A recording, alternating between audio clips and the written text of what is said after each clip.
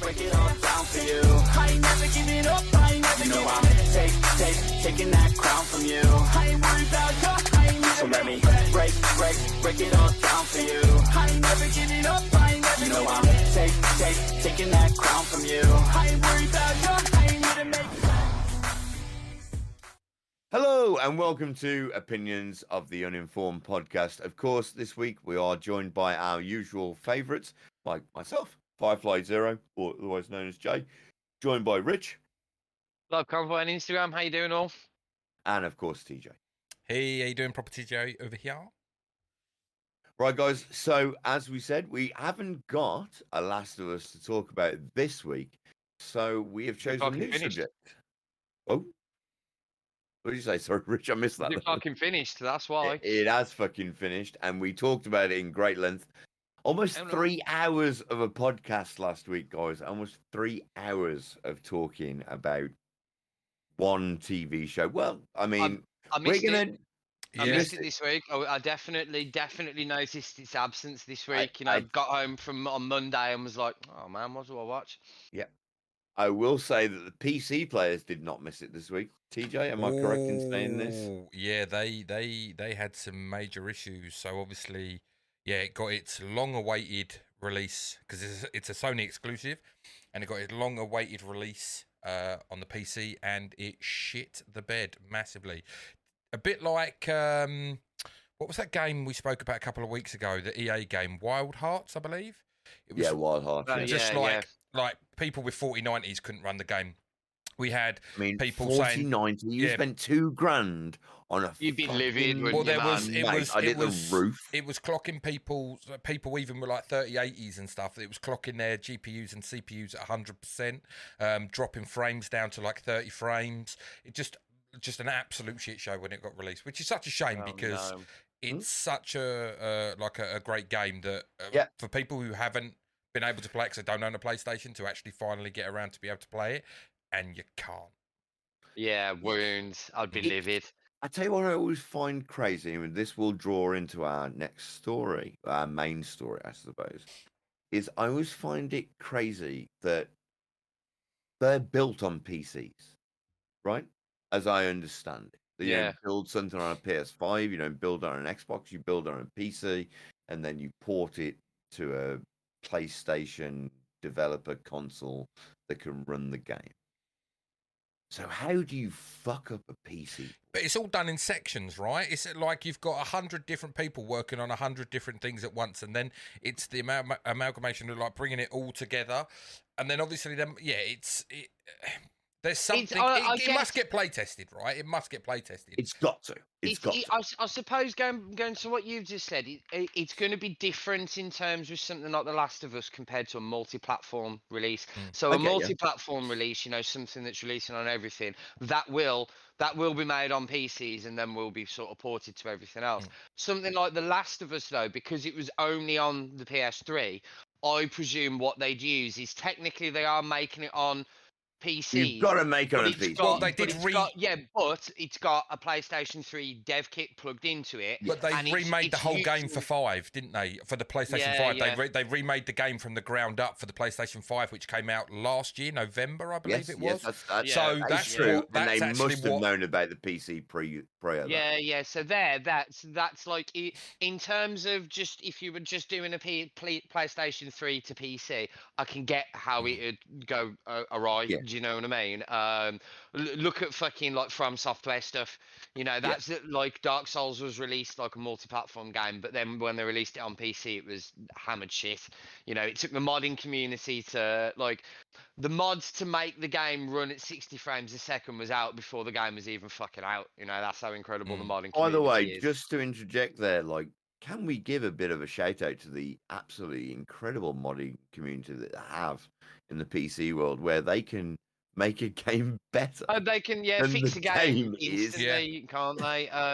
But yeah, so like there I could understand, but like you say, it's been ported to the place. They've rebuilt it for the PS5, and that was clearly, there's no way in hell they didn't know this PC port was on the way at the time. No. So you'd think that'd factor in. I still in this day and age don't understand how like shitty optimization on PC is like such a widespread issue. One thing I would say that I can understand, like, it must be easier in a sense to develop a game for a console because you have a benchmark standard. A PlayStation 5 is a PlayStation 5. Yeah, it's not going to be like, well, this PlayStation 5's got this and this PlayStation 5's got that. It's pretty much, at the moment, until they release like pros and other things, the Xbox, the PlayStation, they have their, their base kit is their base is what kit. they can achieve, is what they can't achieve. Whereas a PC, my PC is completely different to your PC, to his PC, to their PC. So optimizing it to be able to run on a minimum to a required to a, like, on the specs. It's like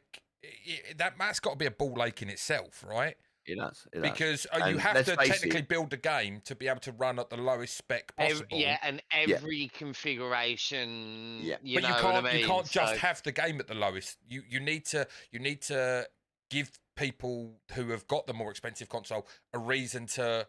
Like, no one wants to buy a game that looks fucking shit if they're running a 4090, like a 12th generation chip. That's it. It needs to be able to someone with a 5-year-old system needs to be able to play it. But then there also needs to be some reason so the person who spent $3,500 on a graphics card has spent $3,500 on a exactly. graphics card. And that, boys, leads us beautifully into our point today, which, of course, is remakes. So, we're going to talk today, everybody. I know I'm cutting them pairs short, but fuck It's them. all good. It's a rambly day, so probably it's a rambly day, right? So today we're going to talk about remakes, as in a general, and we're not talking about just video game remakes. We're not talking about just film remakes. We're talking about remakes as a whole and how this has become almost a generational change, because it feels to me personally, Jay, Firefly, whatever you want to call me, it feels like we've come to a point where we've run out of stories, and now all we've got is to make a choice matter about the old stories that we've told, not even changing the main story, but just altering things. Now, before I let either of my colleagues speak, I'm just going to get a couple of things out because I've been drinking. So there we go, drunk Jay. So I'm going to get a couple of things out first, which for me is how I feel about remakes. Now, I enjoy a remake. Don't get me wrong. I'm not against them. I understand that sometimes stories, especially in video game world, which is my main forte, is that, like, the graphical progression of games have moved on so quickly and so fast that a game that I played in the golden generation of video games for me, which is the PlayStation X or the PlayStation 1, depending on where you are in the region, now they're making PlayStation 1 games again in the best generation that we've had, which is I think we're on generation 8 or generation 7, I think. I can't remember which I think it's 8. Yeah, I think we're on generation 8 of consoles anyway. PCs, we'll get into the nonsense that is PCs soon. But seeing things like, for me, Final Fantasy VII be remade and retold, I will say, because there is a very, very, very big difference between a remake, a remaster, and a retelling of something. So what we want to get into today is how we feel about what is going on with the industry as a medium, as in general, because you get remakes of films, you get remakes of games, you'll get retellings of comic books in another medium. Yeah, TV shows, animes, one's just finished. Well, in fact, it's across the board on in all mediums, isn't it? All, like, other than really the written word, you don't really see it too much. No, books are, but then books, you have like the same theme explored frequently, don't you?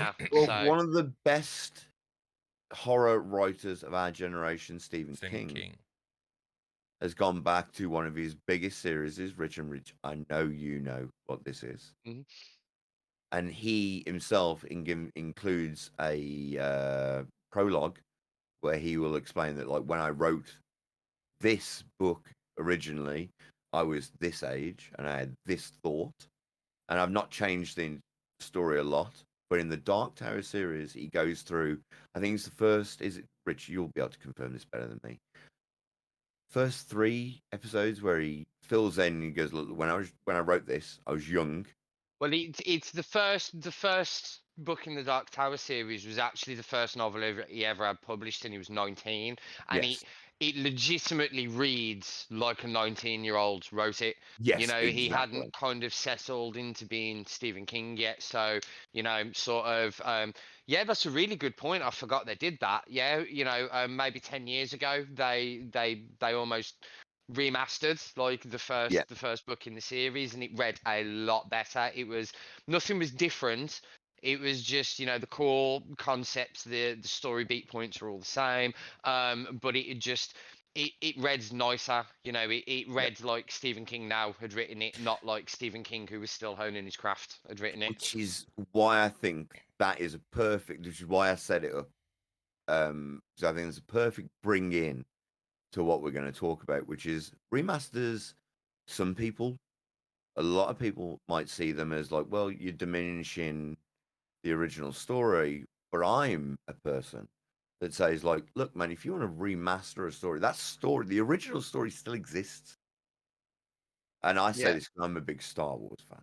And Star Wars people, Star Wars fans, I may get condemned for this, are the biggest arsehole fans in the fucking universe. Right, I've just got to interject. There's two fandoms that are the most toxic pieces of shit I have ever been involved in. One, weirdly enough, is the Pokemon fandom. I was waiting And for the second, Pokemon.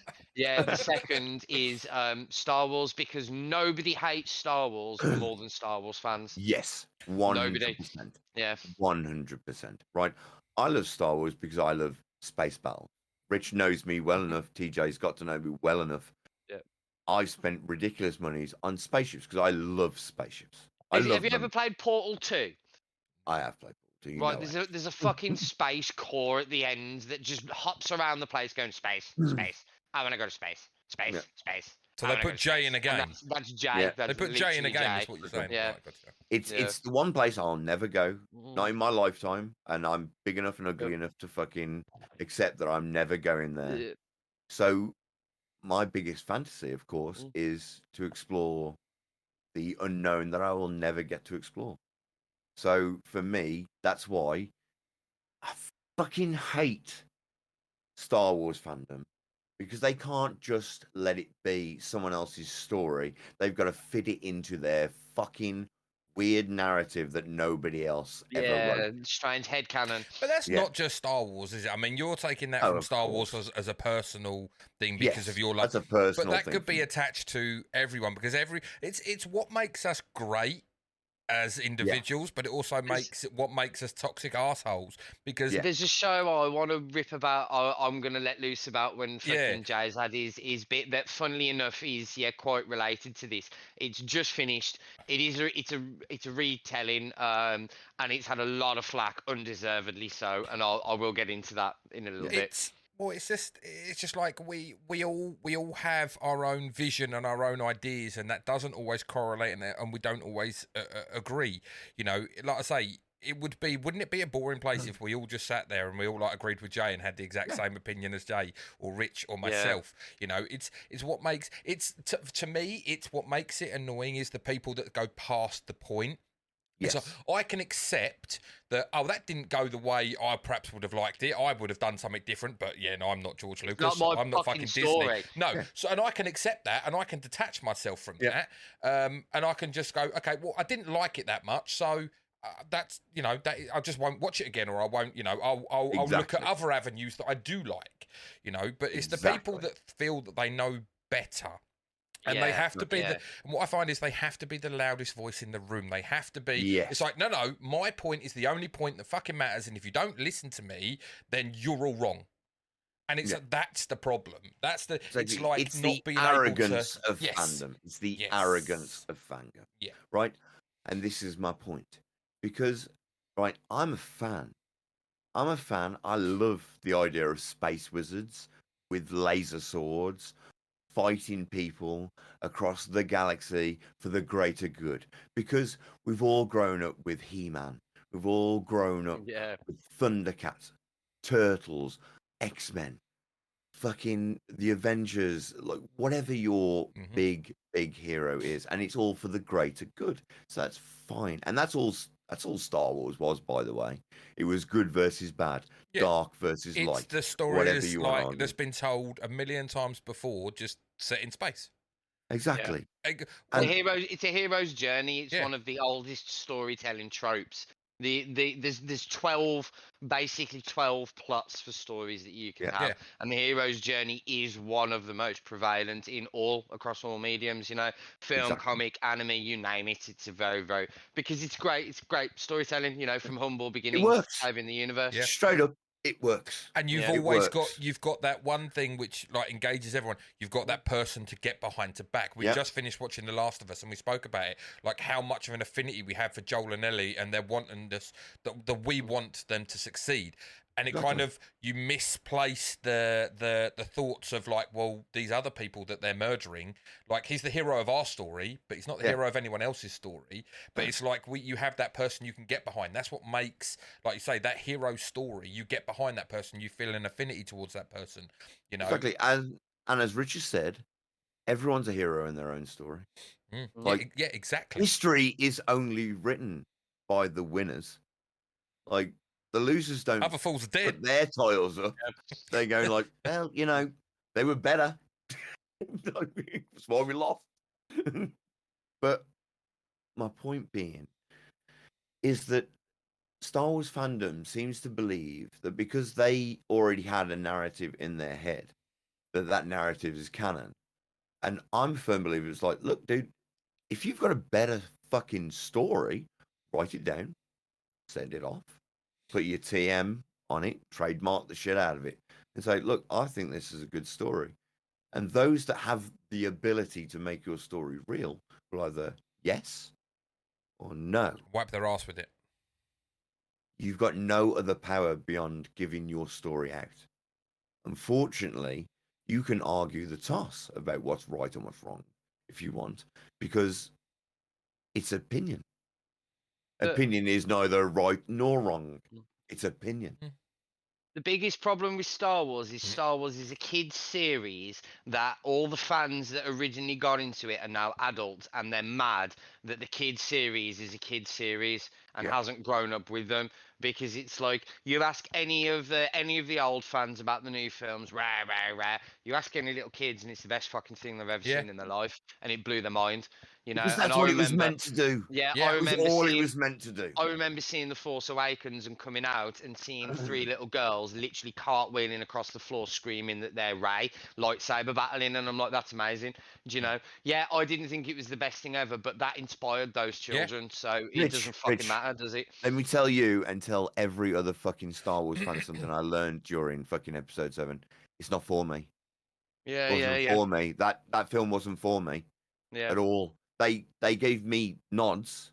They told me that I exist, but it wasn't for me.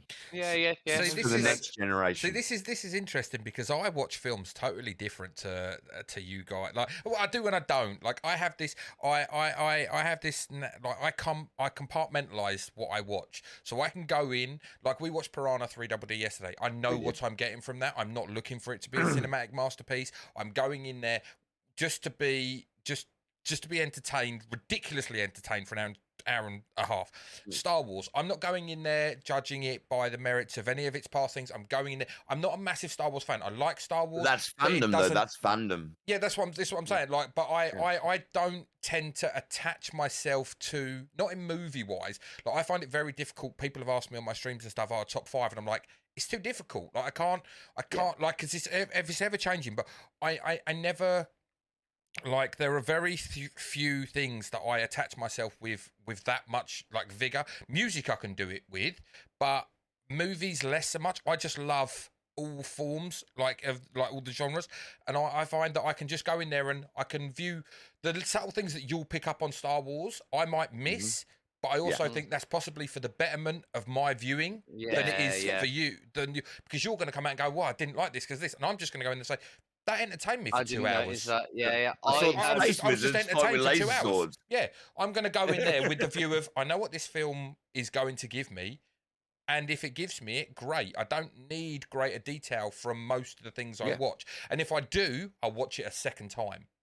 Yeah. So Yeah. Jay will be the first to back this up. I am very, very snobby in terms of the entertainment that I will consume. I have very, very exacting. I don't have, this sounds so fucking arrogant, and I can't believe I'm about to say this, but I don't have enough free time to entertain mediocrity. Yeah, fair. Like, That's fair. fucking, if I want to watch something, it's got to be fucking great. I have very, very fucking exacting standards to the point where I've been off stuff that's good because it's not great. Do you know what I mean? There's a lot of stuff that I miss out on that, you know, might get good after a season, but okay, I'm not watching 12 episodes of shit to get to it, sort of thing. So I miss out on a lot of stuff very, very almost unjustly, really, because I'm just simply like, you know, anime's like the main thing I watch. There's a lot of shows that I just won't simply watch, and I know they're amazing because people are still going on about them. One Piece, for instance, but there's like 1060 episodes to get through, and it's just I ain't got that level of time, you know. Or there's things like Naruto, which is amazing, but there's episodes and episodes and episodes of filler, and it's like I'm not gonna sit there with a Wikipedia on my phone. I've got to skip 6 episodes here, and not fuck that. I just stay watching the show, you know. You watch TV to be entertained. Yeah. Like, if I'm not entertained, then what am I doing here? But as Current. So no, I was gonna say, because I feel like we've really kind of moved away from the whole topic. We of have. remakes at this point. I'm about to bring it all hang on back. before you. I was going to say, bring it back, back. because I do want to hear what Rich wanted to say earlier when we were talking about, and he had a particular series or film that he wanted to speak about. So bring it back. I know what series and film he's been talking about. Jay is, because it's something me and Jay have both been watching. So there's a very celebrated anime from the early 90s called Trigun. You know, not massive, but very bigger in the West than it is over in the East. Say strangely enough. and Rich knows this anyway. Yeah. Even Jay's to a this huge fan. day, it was one of my favorite anime, and it will always be one of my favorite anime. It's still going, right? Yeah. No, it was one and done. 24, and it finished. Okay, Yeah, and then That's all it needed, and that's what is beautiful about it, by the way. Yeah, 12 weeks ago they've just done a reboot of it, and it's funny. Jay mentions, you know, the 3 sort of types of sort of remake, if you will. You have remasters, you have remakes, and you have retellings. You know, I have very distinct ideas on all 3, especially in terms of categorizing them. I'll get into that when we hang on. Can I just want to thing in there. So hang on.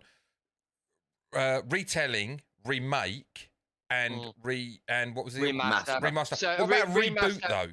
Because a reboot is technically different. I'd say reboot's a retelling. Right, okay, you want to class them. I just want to, just for the listeners, because some people will be like, you know. So the way I'd break those 3 down, like, so in gaming terms specifically, so a remaster is when you take the exact same game and you just slap it through a HD high-res texture, and you just make it, everything is exactly the same as it was. You might tidy just up more modernising it a little bit. You might tart up the menus, you might tart up the, you know, the UI. But the game is the same. The game is the same, just looks prettier. So weirdly enough, you don't tend to have remasters in any other medium. It just tends to be a gaming sort of thing, well, Star Wars sort of tried to about 18 what with the times DVD, Blu-ray releases and stuff like that, I suppose you could class as a remaster, couldn't you? But then you have a remake, which is the first one that comes to mind at the moment, especially in games, is Demon Souls. So for the PS5, where they've basically rebuilt the game from the ground up using modern assets and modern technology.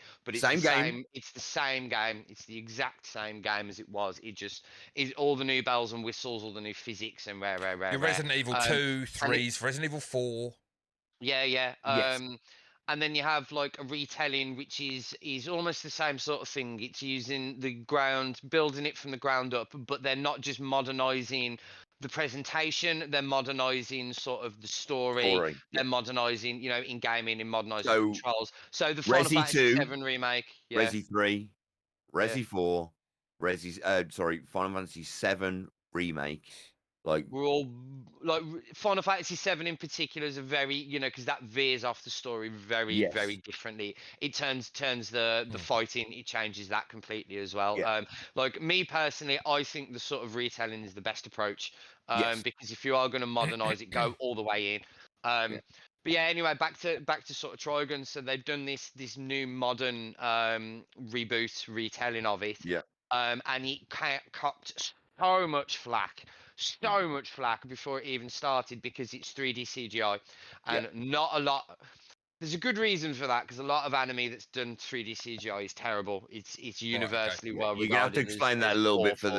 the Um, generals, dude, because yeah, like, you know, as opposed to hand drawn stuff, you know, so yeah, stuff that, you know, looks like it's made with a computer. A lot of the time, anime doesn't tend to have the budget to sustain really good like CGI. So, yeah. you know, you have amazing shows like Berserk that ended up being cancelled because the animation was So sinful. are we? Um, Sorry, are we like when the Final Fantasy movie came out? Was it like Spirits Within or whatever? Like yeah, that was. yeah, that's So you talk? Are you CGI. talking that kind of level of 3D CGI compared to your standard anime, Be- which is like Probably beyond that now. Beyond beyond Yeah, that, that? yeah, yeah, way, But what I way, mean, way it's beyond more that it's now. more Yeah, life like anime. You as don't shoot me for saying this. Like standard anime cartoon, whereas like yeah. CGI 3D is trying to make a cartoon look Wait, real. no, you still get though. You still get the it's done. well, it's So moved on, hasn't it? Trigun is, yeah. So Trigun doesn't look realistic. Right. It Okay. No, does Oh. still look Okay. like a Okay. cartoon, but it's it's 3D models as Right. Okay. Yeah. opposed to like 2D. You know, it's Yeah. almost like which, Yeah. video game characters, if Okay. you Cool. will. I get you. as I Um, explained, as I said to Rich the other day, which helps with their animation because you're building a you can do 3D things like camera environment and Yeah. stuff. and your camera's invisible. It never exists. So wherever you choose your camera to be is where your camera is, Yeah. like in Yeah, a video game. So for anime, especially you can because do they do some really so dynamic much, things. Yeah, but they yeah, do so so many good things. Sorry, Rich, carry on. yeah, no, no. So I was going to say it was a very risky, this studio, you know, taking such a beloved property and redoing it in such a controversial style. And it finished last week, and I legitimately think it was better than the original one. It blew Ooh. my tits off. It was Mate, I'm saying fucking this. stunning. I'm saying this as Rich knows is like Rich loves loads more anime than me, but Rich knows me Yeah, long yeah. enough. And I know that ever since I Trigun. watched Trigun, I was like, mate, that's my That's the one. better That's than the one. Akira. Yeah, yeah. Like that series, it sang to me, as I would say, like it sings to me in a way that no other anime sings to me. Is it a one and done, or is it they're now gonna release It, No, more? they'll it looks serialize it, it Okay. looks like there's going to be another season, doesn't there? Yeah. which makes sense because Trigun did its 24 and it was an entire told Well, story. and this is almost like a prequel because this Yes. ends with the July incident, which is at the start of the old Okay. Trigun. Yeah. And it So yeah, explains why mm, Vash, for those that know, Vash is worth 60 billion double dollars. yeah, yeah, yeah. So if this is a prequel, where do you think they go after the original series now? Well, I hope they cover some of the original 24 stories that were told. Right. Because Okay. it was well, apart from a couple episodes, it was like, story of the week. Because anime used to always be Yeah. Well, it's story of the the week. main reason for that was because like the source material of Trigun is quite complicated. So Yeah. the manga originally aired. The manga was originally released in a magazine and released 2 chapters and then was cancelled. And then it got picked up by another magazine at the same time the anime got made. So the anime got made. It had those first 2 chapters to go from, and then had no more fucking story because it got cancelled. Right. So everything after, I think it's sort of like episode 6 in the anime, is anime original. It's got fuck all to do with the manga. And they Then the manga nailed came. it, by the way. They Yeah, then the manga nailed it. came afterwards, and like Yeah. what they did is like as the manga was coming out, they implemented some ideas from the manga into the anime, and then yeah, and then the manga finished. The manga was called Trigun Maximum, and then yeah, you've got this brand new one, which is like a reboot slash retelling slash prequel, and yeah, it fucking floored me. I thought it was just like was stunning, you know. And I Rich thought it was one of the most skeptical yeah, people yeah, I about was it, huge by the way. because Trigun for me is like, I enjoy Trigun, but I'm very aware that, I don't know, I prefer the creators. The creator did another show called Blood Blockade Battlefront, and I've always much preferred that. It's like one of the best paced fucking things ever. It just starts at a sprint and just doesn't fucking stop for 26 episodes. You know, it's a wild ride. So I've never sort of revered Trigun as much as everybody. Like, Jay loves it, our mate Stu loves it, Mark loves it, Jack loves it. You know, Jack bums it. Yeah. And yeah, I'm a bit like, I am a bit of I don't like 3D CGI. You're a snob. In Just say anime. you're a snob. Yeah, I am a snob. I am a snob. So I was a bit like, meh. I wouldn't call it you being a snob. It's you like what you like. He is. Yeah, He knows no, he I is. am a snob. I am. This Yeah. has been discussed Yeah. years ago.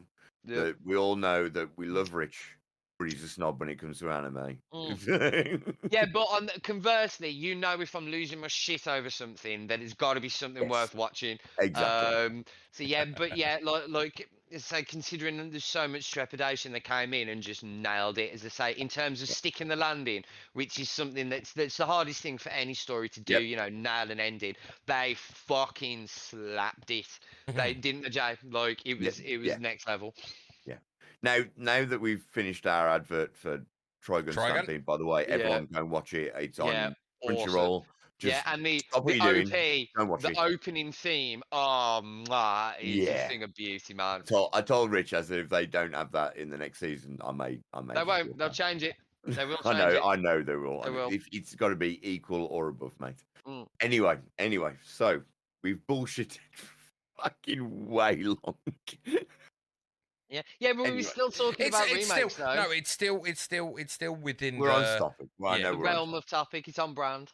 But we've got to actually nail out our points. So, as I said to everyone, we're talking about remakes, and as Rich and myself have explained, there are 3 distinct types of remakes, really, within the whole remake area. So, as you know, anyone that's been following our show, we talked about an adaptation of a game recently, which was The Last of Us. And now that game has been remade for the PS5. Now, me and Rich do have a little umbrage with it, simply because that game got its 3rd remake now. Rich? Well, it was right. So originally released on the PS3, remastered for the 4. Yeah. Remade, and then remade for the 5.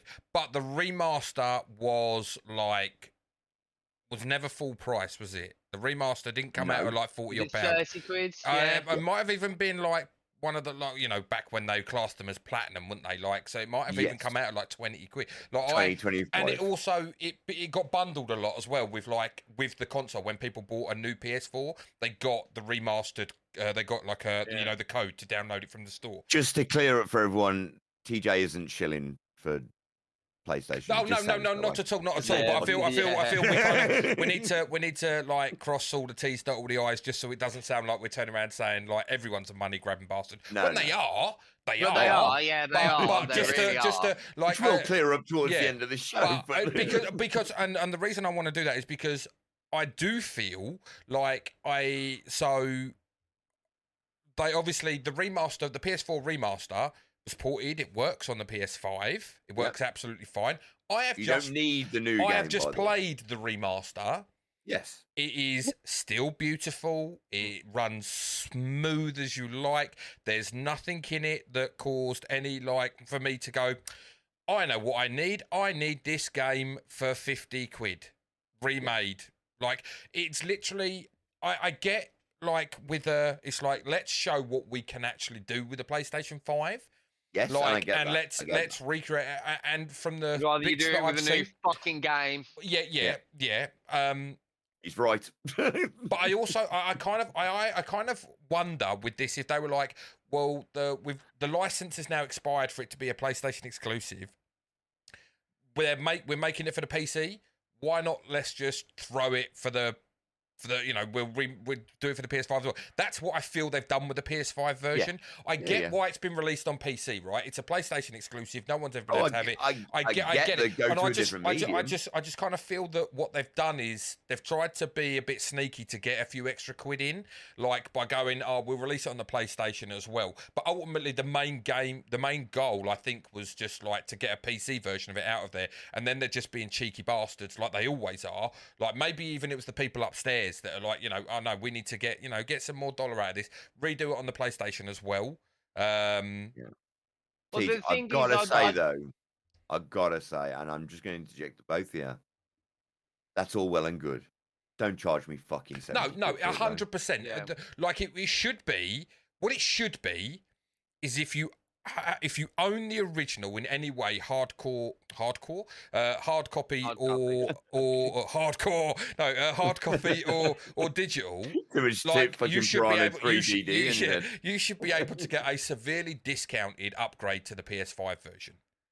Right, it's tricky because, like what you say in terms of full price, but you've got to have it. The Last of Us one, absolutely fucking not, because that is what we've just said. That is the second stage, so that is a straight remake. It's the same fucking game. It's just made slightly prettier, nicer physics and so on. So no, I don't know if they have actually changed. I have obviously not played this, and I've not spoken to anyone that has. Unfortunately, there's someone in my community who is playing it, but they can't play it because it's broken on the PC. So I'm waiting. Yeah. I'm waiting once they've finished it to have a discussion with them and see if I can pinpoint any areas that they've actually changed. If there's any new content in there, because I haven't read up on that aspect of it to know if there is. But ultimately, it is, let's say 95% of it is the original game. It's going to be the original game. That shouldn't have been more than, say, 40 quid. You know what I mean? Now, say the Final Fantasy VII remake, which is something I'm going to spend a bit of time talking about in a little bit. Well, I bet you and Jay both, because you both played it. So I would very much argue that that's above and beyond. That's not just a straight up remake, because there's so much new content. The core gameplay is completely changed. It is effectively a new game. Well, we are also talking what year was Final Fantasy VII? Like Final Fantasy VII's like PS1, PS2. PS1 game. Well, I'll get more into that, because this is a topic both of us are going to want to talk quite pretty heavily about. So we'll circle back to that in a minute. We'll just carry on with Last of Us, and it sort of circles into it. The point I was making, Jay, was that I don't think the Last of Us remake should be full price, whereas to me you can justify paying full price for the Final Fantasy VII remake for reasons if there's enough new content within a game that if it's basically a new game, then if they've just polished, but that comes back to my in terms of reboot, graphically, remaster, and retelling argument. Like a retelling deserves full price. It's a retelling. But how you're saying you're changing it all? But you're saying how much have they changed? Like you say, retelling is in changing it all. Then it's not Final Fantasy VII. Or I'm not saying it's not the same game. How can you? Let's say they changed everything. But that's what they did so brilliantly, though. But it's not. But then surely it's not the same game. Why would you want to play the exact same thing? Especially if the game exists. The game exists. But how many people have got access to playing? What is Final Fantasy a Sony exclusive? In argument, Final Fantasy VII's available on everything PS4, ever. PS5, what the PS3, original, PS1, Switch, your phone, the original. You know what I mean? Yeah. Okay. So I see what they did there, because it makes sense to make. All right, we're gonna have to get into it. We can go for it. Go for it. We might as well. It walks into it. So yeah. So in terms of that, just quickly, because in terms of what you were saying there, no, go on. My point's gone. Go on, Jay. You'll come back. It'll come back to you now. Right. The thing with 7 was 7 accepted, and they said it. They said it in a crypto weird way that a lot of people online read badly, right? Which is what brings into a weird argument that goes on online all the time, right? They said in the title remake, Like they didn't hide away from what they were doing. And if you play the game and spoilers, they show you within what first 3 hours, Rich. Yeah. It's very early on. First Very early on. game happened. It happened. And what they're arguing is that, like, It's another look, cycle. this is different now. Mhm. And because you have the knowledge that the first game happened, how would the game Turn change? out. Well, something. So the point I was going to make was an argument I had with a mutual friend of mine and Jay's about it, and they were like, they got really salty because it basically got too hard, and they ended up not playing it because it got Yeah. too hard at one point, and then they were bitching about the gameplay mechanics because the way the battle system works in the remake is nothing even fucking remotely like it is in the original. So the originals, a very old ATB. school. Yeah, it's a very. It's just a fancy way of saying it's a turn-based battle system. Your character stands there, waits for a bar to fill up. When the bar fills up, you pick from a menu what you want your guy to do. They run off, they do it, they come back, and they wait for the fucking bar to fill up. But it's also like it's a game released in '97, so that's kind of like Yes. they're at the limits of what they standard. can actually. To a point. Yeah, You're not like what you can implement now in a game to back then is very different. We're talking like 15, very much so. 16 years ago, right? Yeah, so they made it a lot more interactive. You move, you roll around, you attack. There's combos. You can switch characters. You can do all It this still stuff. worked on the ATB system of like your special abilities still worked on, like you can't just slam out all your best abilities, which made You can sense. normal attack and stuff, can't you? But your actual your magic and your skills and stuff like that still worked on a timer. So it was a really good integration of old and new. And friend of ours was bitching and being like, rah, it's basically a new game. And I was like, yeah, man, awesome. And they're like, no, I just want the exact same. So you want a game this was my big problem with the Demon Souls remake, because the Demon Souls remake was phenomenal. It looked amazing, but because it was the exact same game on a with a very pretty new exterior, I was very aware that I was playing a 15-year-old game. Yeah. Under It new felt skin. like a PS3 game while you're playing it on your brand new, and this is true. 4K giant TV. Brand new 4K TV and a brand new PlayStation 5 that no one could get for a year. So you wanted to feel like this is a special situation. So graphically it's up to modern standard, but gameplay wise it's still playing like so your camera angles and everything is rugged. It felt rugged. Yeah, there was no jump and stuff like that.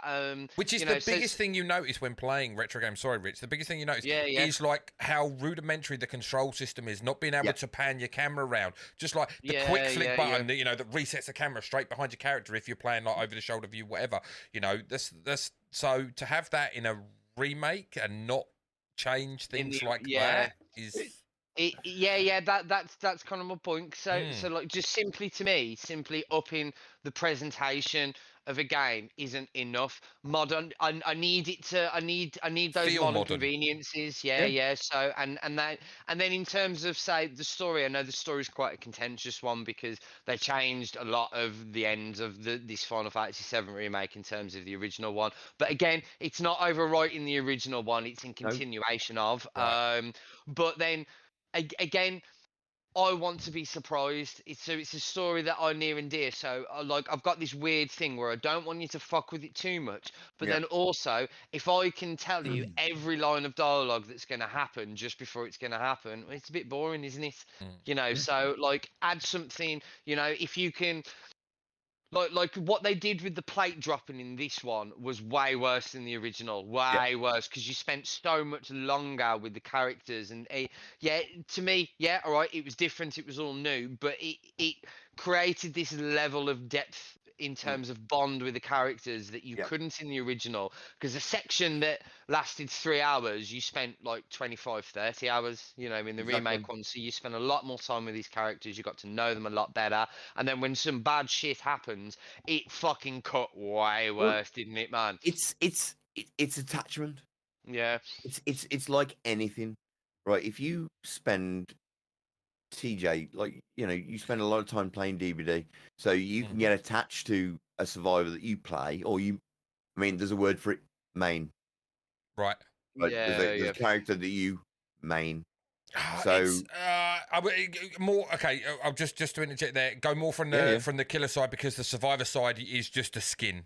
Like your play style doesn't. It's the perks that you play. Your play style doesn't matter. Any characters. Just for those of you who played the game, and just for it being a killer, because the killers all have different powers. So that's more of the better comparison. Yeah, because you main them, so Yes. you care. All right, it's different in DBD because it's an unkillable killer. But like in a video game, the whole idea of a role-playing game is that you get to know the world, the characters, and play a and the role in it. world exactly, and be part of that world. And Final Fantasy VII Original was incredible because within the first area when you first play through, it's probably about 20 hours, right? And this game, and like, don't get me wrong, you go through the ringer in that 20 Yeah, you hours. do, You go through yeah. the ringer. So when they built a whole game, and don't get me wrong, I'm just as sad as every other fucker that played the game, which was like, man, I got the whole game for like fucking 50 quid, and now you're asking me to buy the game with untold amount of chapters to get the full story that I've already played. Yeah, Until I played it. that's something we should probably explain, actually. Yeah, so that was quite contentious because obviously Final Fantasy VII, the original, was the entire fucking game. The remake was literally half of the first disc of the first game. So there's going to be at least another 2, maybe 3 games in the series. They've said definitely 3, didn't they? They've confirmed 3. So what is this, and like Final Fantasy VII? Well, they've classed it as like part 1 then, or something. Yeah. Well, yeah. well, you see, this is my argument. They haven't classed it as part 1. They classed it as Final Fantasy VII Remake. So what's the next one going to be called? Rebirth. Reunion. Oh, is Rebirth. it Right. Rebirth? The last one will be Reunion, won't it? Yeah. So right, okay. Because what they're doing, and what I argue to the fans is, who go like, well, it's not Final Fantasy VII. It's not. You're right. It isn't. It's not. It isn't. It is, but it's not the is, same yeah. Final Fantasy VII. You've played Final Fantasy VII, so why do you give a shit about hearing that story again? Yeah. That story can be played on my phone. If I want that story again, I can play that story again on my phone. So what they said is, like, they literally meant, when they said remake, it wasn't what we call remake, which I call Resident Evil 4, which they only name as Resident Evil 4, but I call it Resident Evil 4 Remake, because it's a remake of the original GameCube game. But they called this game Remake. Now, that should be a question, because if they're saying not a remake in the title, then they're actually saying, we're saying the game existed. The game happened. Everything you did is not diminished. Cloud did what he did, and the end boss got killed. But we're telling you that, like, what if there was and we should be all used to this now because we're all indoctrinated into the Marvel universe. Yeah. What if, like a multiverse? Yeah. What if another universe, that person infiltrated that in order to win that one, knowing that if this universe plays out like the other universe, he loses. See, I see it sort of slightly different to the multiverse thing. I see it more like the Dark Tower thing, where it goes in cycles. So one cycle has been completed, and they're on the next cycle, because there's points in the game where a very beloved character that suffers a very tragic end in the original game, like, she has visions. She knows the original game happened. She knows it's what's shown coming. in remake, which That, like, it's crazy, because they're literally telling you that the original game happened, and this is a continuation. This is a what if, you know. So so how much new content is within this game? Most of it.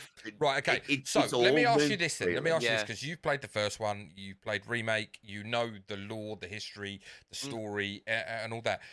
Do you feel then that this could potentially be what the game like once all three remake, rebirth, reunion, once all three have come out, it's going to be a complete new story in essence that encompasses the original. Do you think maybe that this was what the game was always supposed to be, but the limitations on how they could actually present it is why you got what you got in the year that you got it? I got to do it. Question. I got to do it. So I don't know because I don't know. I don't know the Final Fantasy. Story. Before you give the whys, yes, my answer is the same as yours. No, okay, because go on.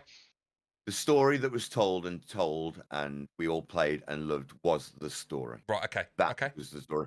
Fandom is the only thing that has brought Final Fantasy VII back remake. Right. Okay. Crisis Core, Advent Children. Rich, if I'm missing any. Yeah, the Dirge of Cerberus, fucking the phone one before Crisis. But you get where I'm going. Though, you like back in '97, what you can and can't achieve compared to 2023 is completely different. I say no because of the simple fact that in this new one, you need the original one to have happened beforehand. Okay. So, that's what I'm saying. So, obviously, the original one, like I'm saying, this was what they wanted to create, but they couldn't create. The new trilogy, let's call it, it encompasses the original game, but they couldn't achieve their vision, so what they did achieve with it is all they could achieve at the time. But the reason I brought that up, the reason I asked that is because I wanted like, do you feel if that was the case, right? I'm just saying, and they came out and said that there are limitations to what we could achieve in 1997, and now in 2023 we're in a position where we can tell the story that we always wanted to tell, which encompasses that original story. Would the fans be more accepting of it being a remake because it's then no, they right. don't no okay, no they write more, that's fine. Okay, that's fine. Yeah, they'd write I very, very distinctly say no because I don't think Square there was like Final Fantasy as a series is a very insular series, so it's only been recently you really get sequels to them. Usually it's meant to be a tale. That's it's over and it's done, and they're on to the next one. That's it. Okay, fair. No, that's fine. I just wanted to throw in some No, I get it, mate. I get it. Fandom has not let 7 die from the popular zeitgeist. So it's not my type of game, so I never got into it. Instead of taking the easy route and going, we'll just do the same thing, they were like, what interestingly can we tell in that universe while still staying true enough to appease the OG fans, while also bringing in new fans? Because I don't think if you told the original tale, it wouldn't have the impact now because it wouldn't surprise everybody because everybody knows. Okay. Okay. So moving on from that just quickly, because you bring up a really, really salient point there when you turn around about new fans and new fans coming in. Can we say that with like for the people that are shitting, I won't use Final Fantasy VII as the example. I'll just use a broader overarching thing, like people that complain about these remakes. It's like the remake isn't for them. The remake is for the new. Like I get what you're saying. Final Fantasy VII, you can play it on any system or anything, but it still looks like it is. It's old. It's dated. Holds, so what they're releasing in 2023, enough time has passed, or let's just say, if you let 15 years, 10 years pass on a game, you're not looking at releasing it for the same audience you originally released it for. You're looking for the new generation. And because of the age that we're at, we're all like, late 30s. So we're looking at this from the prism of, well, we've already played this. We're not the 20-year-olds or the 15-year-olds or whatever that haven't already played this. Yeah, I got a point here that I'm going to make. The truth is, mate, that they're made for us. They're made for us because we're now the generation that have money. The disposable income, and it's the nostalgia thing as well. Like we all have that. Like for I actually disagree there because neither of you have got children, so I can turn around and say from a parental side of things, I have a child, and if my child wanted it, I would buy it for them. So like you've got a different viewpoint than I've got. I've got the viewpoint as like you think like most people going into like that have children now who are gamers have got their children into gaming. Their children, like all the people that I know who have got children, all their children play games. So they're now trying to capitalize on maybe the nostalgia from us. I remember Final Fantasy VII. How cool would it be if I could get my child into Final Fantasy VII? And that's how it worked for me. That starts a whole new like. Generation of Final Fantasy. Like you said, but going in the cycles. So although it's made from us from a nostalgic point of view, but the idea is for us to pass that nostalgia on to our. I love this guy that I came to point to this, and it's going to lead straight into the next point. And I love it. Go for it. Go for it. It's just because it's an interesting thing because obviously you have a completely different viewpoint to me because, like I say, I'm a parent and you guys don't have children, so it's why I love having you as part of this. I love having you part of this because you will always have a different viewpoint to me and Rich. You will always, because you look from a prism that I can't look through. Exactly. And Rich can't look through. And like, it doesn't matter how much I say I understand your point. I can't understand your point. Yeah. Do you know what I mean? Yeah. It's because my not goals and aspirations. That's not the same. But my everything I do revolves around a different most of the stuff I do isn't for me anymore. Yeah. What I love about us three is that we're all still man children. Oh, 100%. But like you're a man child who knows that I've got someone more important than me. Yeah. I've got toys that surround me. I'm definitely a man child over here. Yeah. But that's what I love about our dynamic. Like, what was the point you were going to make, Joe? Sorry. Yes, I should get back to my point. My point was that what I love about that, TJ, is we're talking about games, but would you encourage your child to watch some of the films that you've watched if they're remade? It's a different medium. I like what you've done there. I like what you've done there. About all mediums. I like what you've done there. I like what you've done there because, especially because of what we spoke about before we fucking come on air. Yep. Because we all had a very same reaction and point to make over a certain film.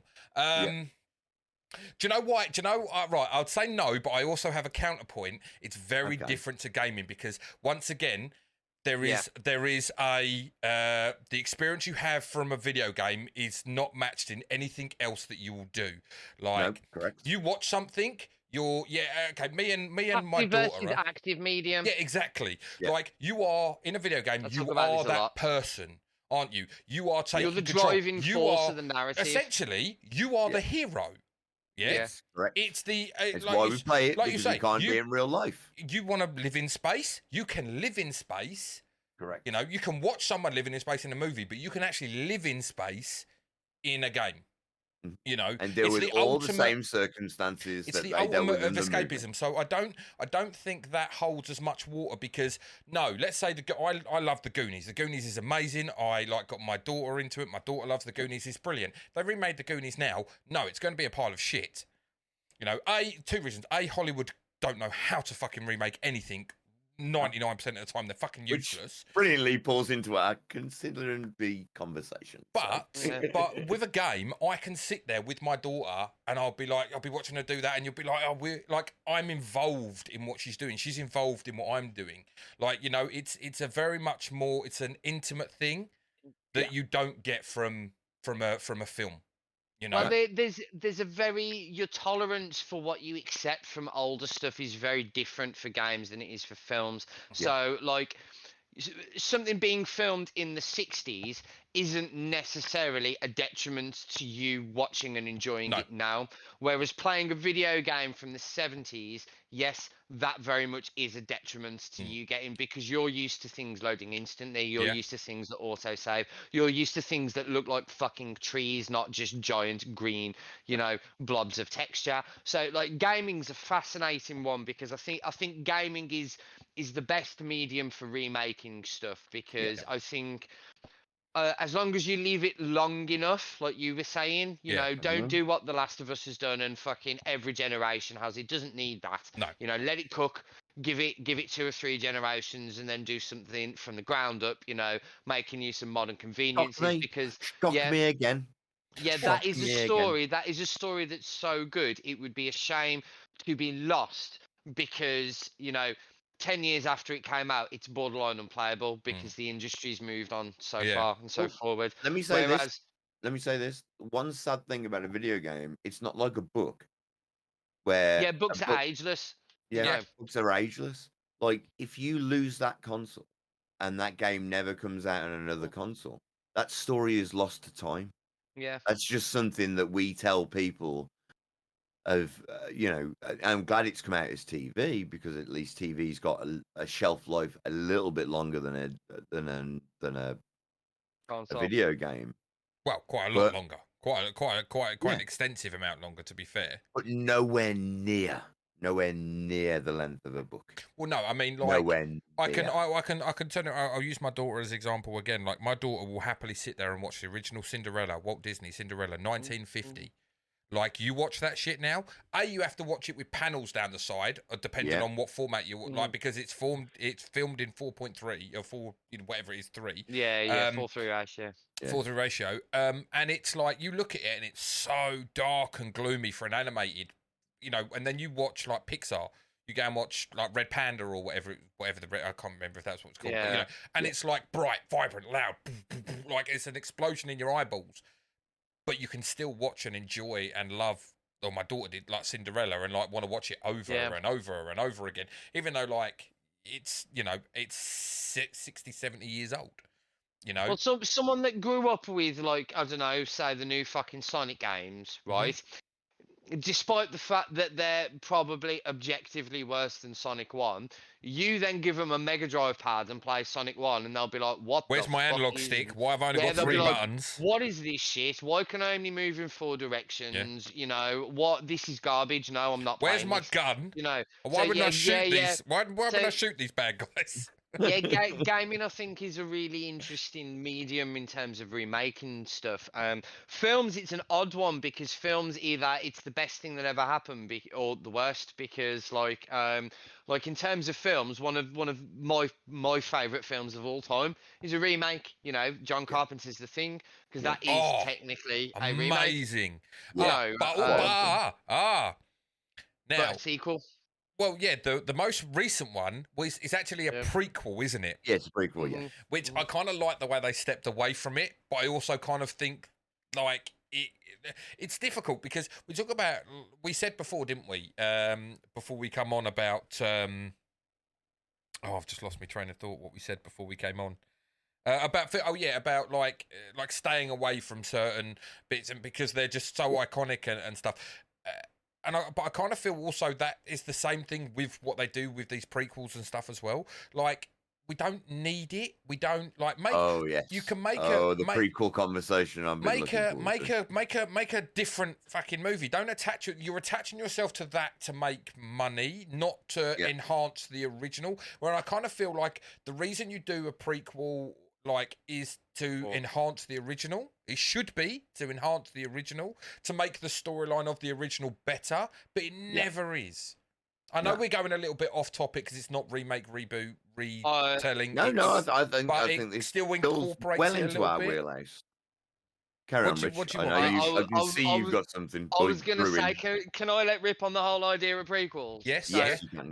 Prequels, legitimately, as a concept, I find offensive. As a storytelling concept, they're the most pointless fucking thing that ever existed, because there is no tension, there is no inherent tension or danger. I know the answer. Because you know, right? Yeah. Because there's two things. The main character, if the main character, if they're in the sequel, they're getting through this fine. There's no danger. There's no issues. If there's a scar that they've got that wasn't explained in the previous films, they're probably going to get it in this. That's the worst it's going to get. So any pre-existing characters, there is no issue with whatsoever. Any new characters, are dead. Because then otherwise you need to explain why they're not in the previous thing. Prequels are fucking lazy bullshit storytelling, and I've got one example. There's one example in my history of all types of medium, and that is the Sandman prequel. Which is fucking great because we've all seen the show, haven't we?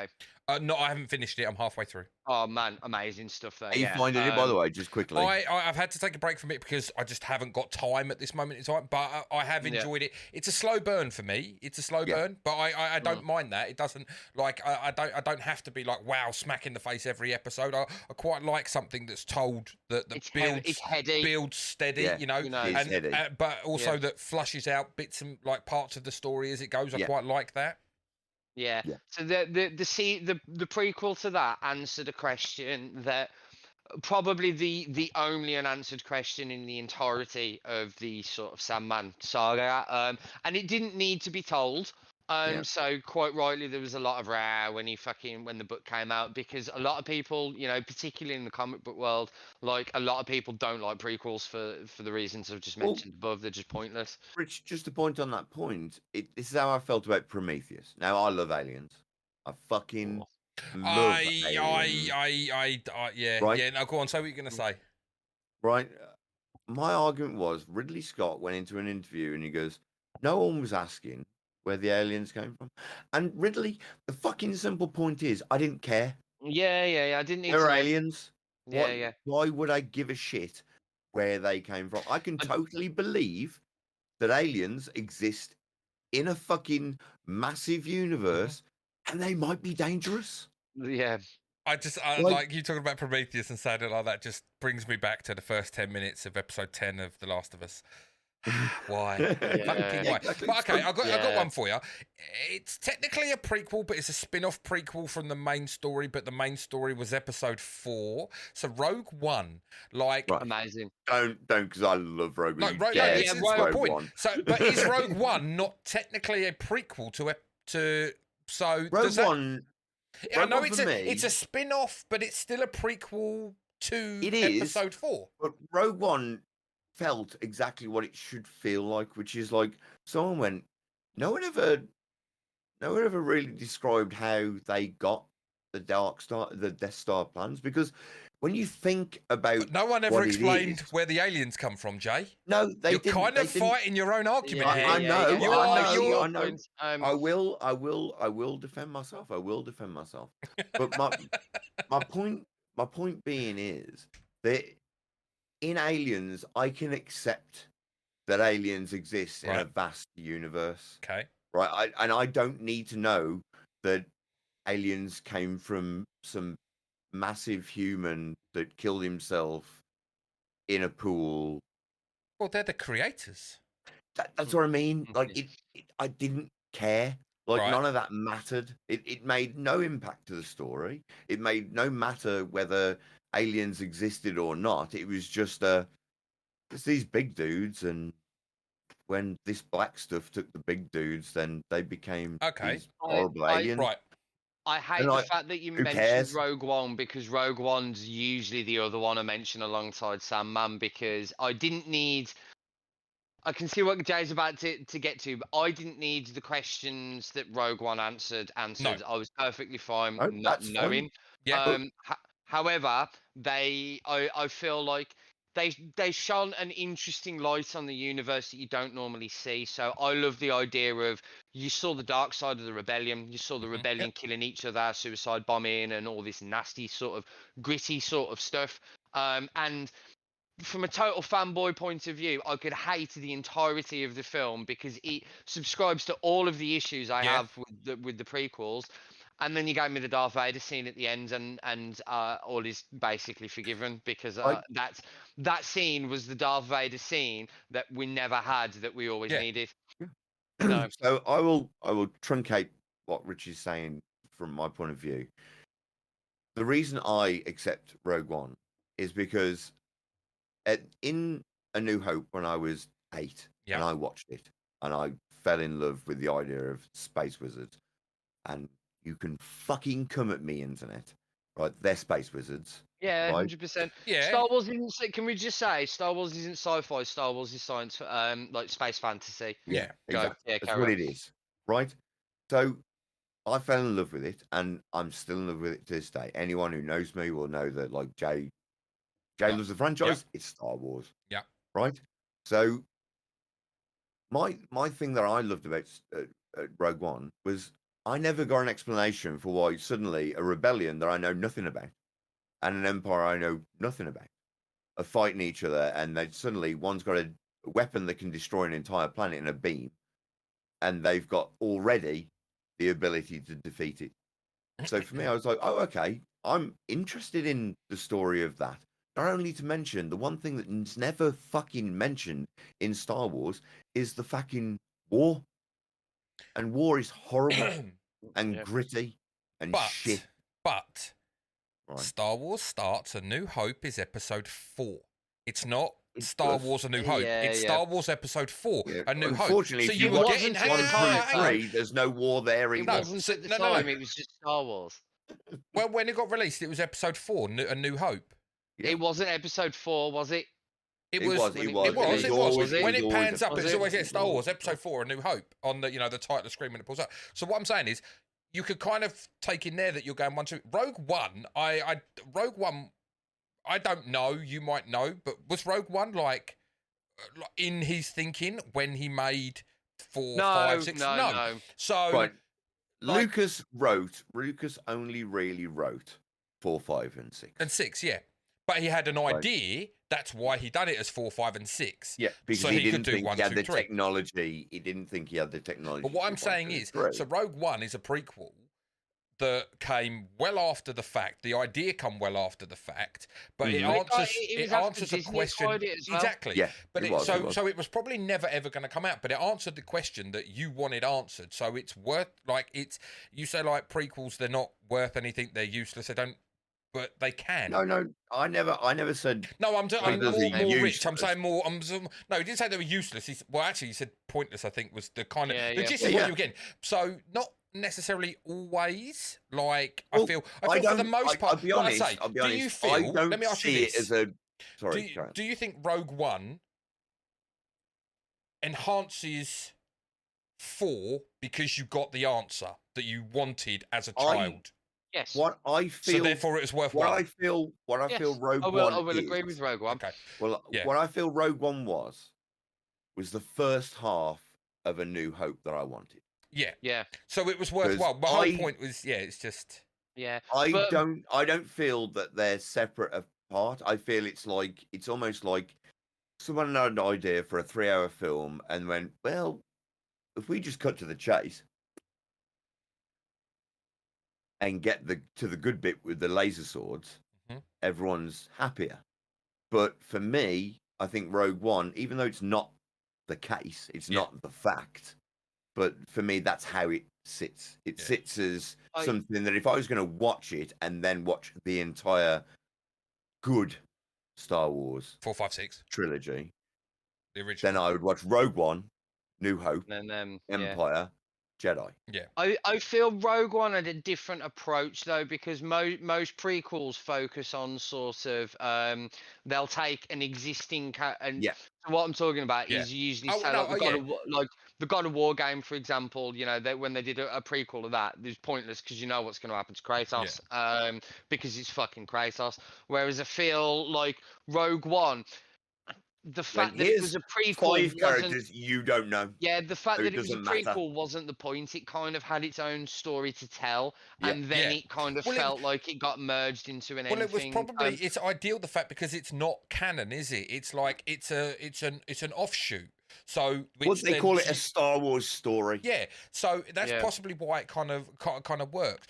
I mean, like my point. My thing with prequels is like I'm more than like. Name me 5 that don't suck objectively across all mediums. Yeah. You know, I have a thing that like with a prequel, like to go and for a prequel to actually stand like to have legs and it has to add to the original story and it has to make the original story better. Which like I said, so Rogue One, like you say, having that like what they have, how they made Rogue One makes 4 better. Like it ties in together those few loose ends and everything. That's where prequels fall down. Like we mentioned the Thing.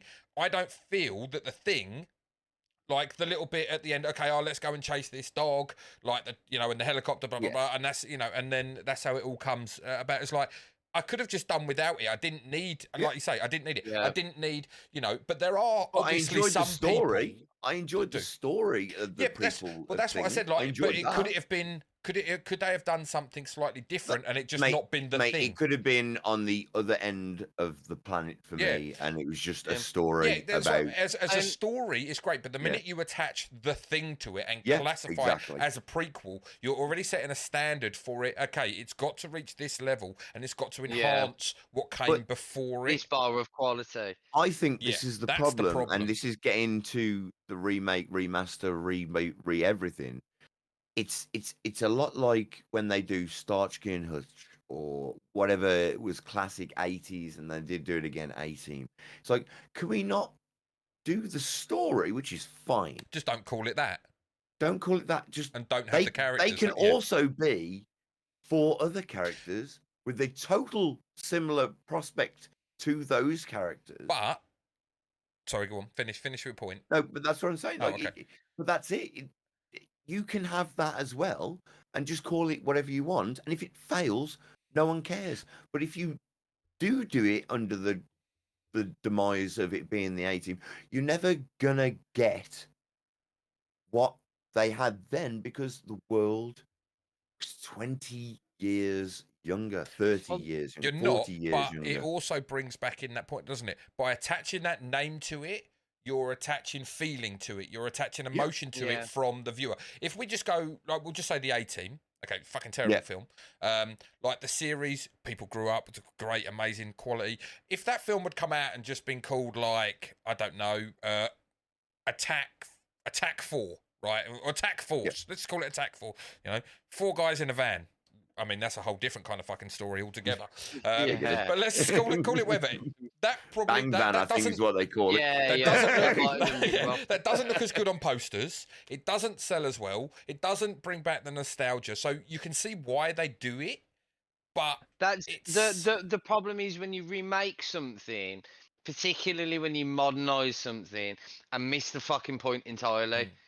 That tends to be, but like. Then is that, I think that the guys upstairs. Once again, going back to our talk of video games, like the guys upstairs that control the money. Yeah. They're the ones that go, no, this doesn't work for us. We know you're the director, we know you're the writer, but ultimately we're paying your salary. So we want this. Yeah. We need a few more guns. We need a few more explosions. We need a. The wonder is how many times does a script come through and they go, it sounds interesting. I like the idea. If we say that this is Starsky and Hutch, would it make more money? Well, this is actually really interesting because we also had another discussion before we started about certain directors and how many directors get carte blanche over what we started off talking about Steven Spielberg, didn't we? And we were saying like how many directors have reached that point that they've got carte blanche that the people upstairs become insignificant. They almost work for the director because the director. I got an interesting story for you. I was just going to think about Quentin Tarantino because, like I said, one of the things I did hear an interview with him recently. I think it was with a comedian, Tom Segura, and he was saying like. He pretty much, it's like he fights constantly, but his vision is the vision. He said like, and he fights constantly with them coming down saying, we don't know this. And it's like, no, this is the vision. Like, this is the way we're going. And that's why he's only made 9 films. It's because it's like, he doesn't need the shit that the people upstairs try and give him, trying to, we don't like this. What if this happened here? Or what if this happened? So I don't need that. Yeah. I'm working with the people that I know, and he was even talking about, because he had Tim Roth. He wanted Tim Roth as, I can't remember his name. You got Honey Bunny and the other guy. Yes. I know you're I can't think what his character name is, but Honey Bunny's the partner, and he's in the diner scene. He was like Tim Roth, and they were like, no. And they were trying to get, I can't remember, I think it might have been, I've read this story. And also John Travolta for Vincent Vega. He had to fight tooth and nail. It's like, no, they were like, we've got this better guy for it. And he's like, no. I wrote the part. Don't understand. That's right. Like they wanted Bruce Willis. It was this person. That was right. No, they wanted Bruce Willis to play Vincent Vega. And he was like, no, I've got, it's John Travolta. And like, they even like sent Bruce Willis round to his out and everything. It's like, no. And it was like, but do you know what? I got an idea. You'd be good as Butch. And it was like, oh, Butch, but it's the Vincent Vega role, and the kind of the studio said to me about it, and it's like, well, no, Vincent Vega's going to John Travolta, and like the same with the Tim Roth. Tim Roth is getting this role as Honey Bunny's partner, you know, when they robbed the thing. And I just, it's that thing. I think there are very few people in the industry that can actually turn around and be like, no. No, this is what's going on. Yeah. So like, whatever we watch is you can almost say is always going to be a watered down version of the original idea, the original concept, because it's not like it's from start to finish. It's not what it was intended to be. There's always going to be. That's why Mad Max Fury Road is one of the best films of the last decade, because you can tell there was fuck all in the way of studio involvements in that film, man. It's literally a 2 hour and 40-minute fucking chase, and it is glorious. It really is. But also, it's very much on point with the originals. Yeah. Oh, no fucks given. Go on. What I was going to say was just a studio story I heard. I don't know how true it is, but I fairly believe it. So we've all heard of Futurama. The animated series. Correct. Yeah. Futurama. Matt and Groening. you've heard of The Simpsons, Matt Groening. Groening, yeah. So basically, The Simpsons built the Fox network. Right? So we all know The Simpsons. Rich, you definitely know The Simpsons. Yeah, I know. I know Mr. Simpsons, man. Right? I love some Simpsons. The Simpsons series basically built the Fox network. I mean, they had other stuff, obviously, but like staple. Oh, it's been how long has it been around for? You know, that's they're on there. Man, when I was a kid, it was a staple on Saturday night. You had your dinner at 7 6 o'clock. 6 p.m. or whatever it was. Yeah, it was on. 6, 7 o'clock. Yeah. Awesome, man. So when Matt Groening wanted to do Futurama, and now Futurama was very different when it was originally decided, and the studio only gave, because they didn't want to do Futurama, which is why they only got 4 seasons. Right? They didn't want to do it. They were not interested in that tale at all. They changed characters, they changed everything. And really? But only because Matt Groening said, "No, I want to." They had to literally fold. They had to fold because that man had Simpsons. Yeah, but you just said that he did have to change characters and stuff, so there was some kind of he had to bend. Yeah, he had to bend, but like the fact that he got it made in the fucking first place. Why it only got 4 seasons? Why it got picked up by various other fucking TV shows afterwards is because it was so good. But like Fox was not interested in it. It's the same thing with Fox and Family Guy and American Dad. They don't want American Dad, so they sell it off. But American Dad does big numbers. Yeah. And Seth MacFarlane has a fuckload of sway. Do you think there might be? So let's say, let's just break it down. You've got The Simpsons. Okay, you're going to bring out Futurama. Do you think that they're worried that maybe it will compete, even though it's on the same network probably, so it's going to be a different time, it's going to compete, so it's going to take, and viewers can't watch 2 things, so they're going to be like, well, I think I lean a little bit more towards the Futurama, so I'll watch Futurama, so it takes numbers away, and ultimately what is king is those weekly, in America, not over here, is those weekly rankings, and having the Simpsons at number 1, anything to jeopardize the Simpsons not being at number 1, it's inconsequential now because of streaming and everything else. But back in them days, it was like, if we're not number 1, it's not good enough. And so there was maybe that worry. I think it's more to do with if they allow them to, if they allow their don't forget that network companies and production companies are not exclusively the same thing. And they don't tend to get on very well either. One gets paid very well, one doesn't. Yeah. A production company will make a thing, and it's up to the head people who may have funded it to buy it and let it air. But if they don't let it air, production company will auction that out to another thing. Now, if Futurama is on a different network and it's good or better with Matt Groening's name on it attached to it, it is a contender against The Simpsons. Yeah, and And they, I also go on.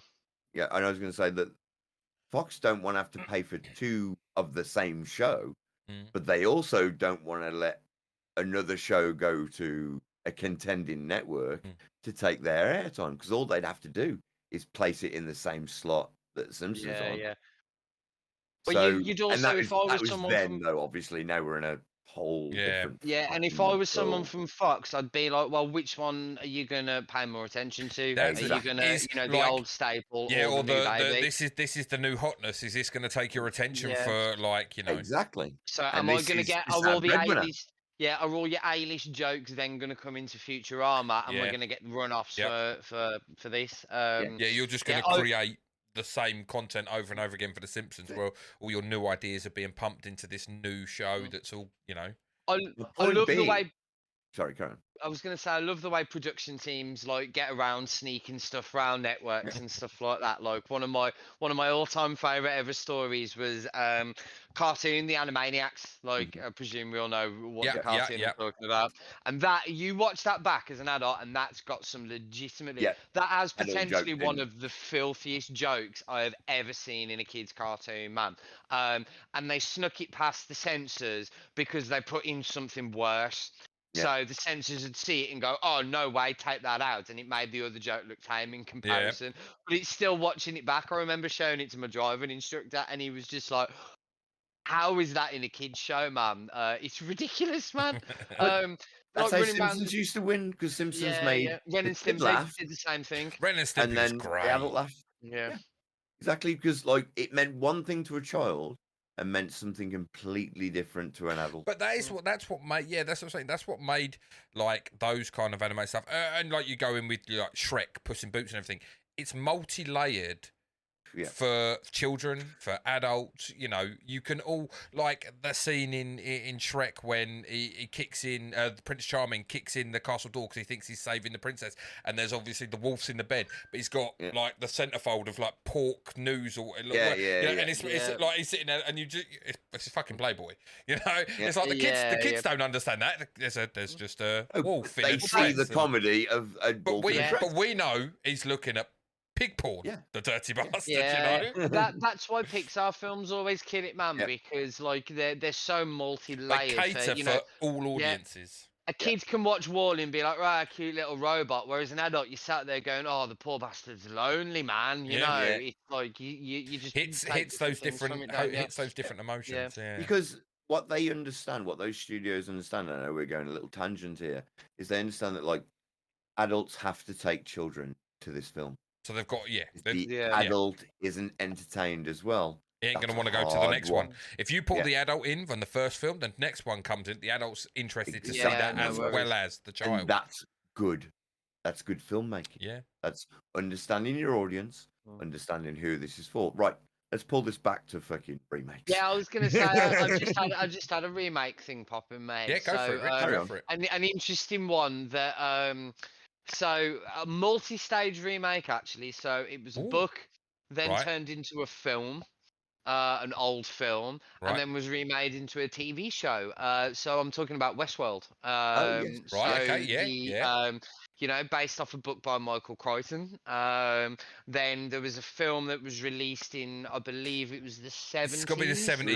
Yul Brynner was the man in black. Yul Brynner was the man in black, right? And that film, like, was great. Great film. It was awesome. As I remember seeing that as a kid, and that was the sort of film that imparted a love for like pretty hard sci-fi. And probably like one of the best performances, like Yul Brynner's performance as the Man in Black, is just like first class, absolutely first class. Yeah, terrifying. Because I mean, when it's revealed, the reveal. Yep. Just no spoilers for folks. It's in the 70s, Jay. Like, we're allowed. Yeah, but the TV. Yeah, it is. It's nuts, isn't it? And then obviously they remade and retold that story as a TV show. And like, I'm only going to talk about the first season because I kind of feel like they went off the tits. But can I just ask quickly? Has either of you two read the book? No, I haven't. Okay. I haven't. I just because there's the saying that I would like to touch on once you've fingered, Rich.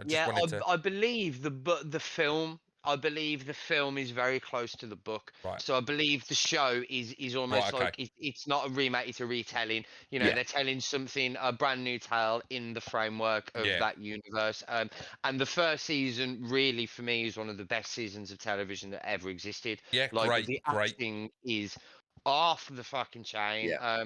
You know, season The 2 was foreboding as well, Rich. The foreboding in that whole yeah, I thing. can't and, like, remember the actress's name, but the actress, the main the main, woman I in it. can't, Yeah, extraordinary, like man. amazing to The like. music. Yeah. The music, Yeah, the man. music Everything. was stunning. Cinematography, the lot. I'm going to be super smug here, and literally halfway through the second episode in our group chat, I called every major plot point for the entirety of the season. I was so fucking smug by the end of it. Yeah, extraordinary fucking TV, and again, like a really, really good example of a remake done right. Yeah. You know, we'll But talk is less it about a remake though, or is it a retelling?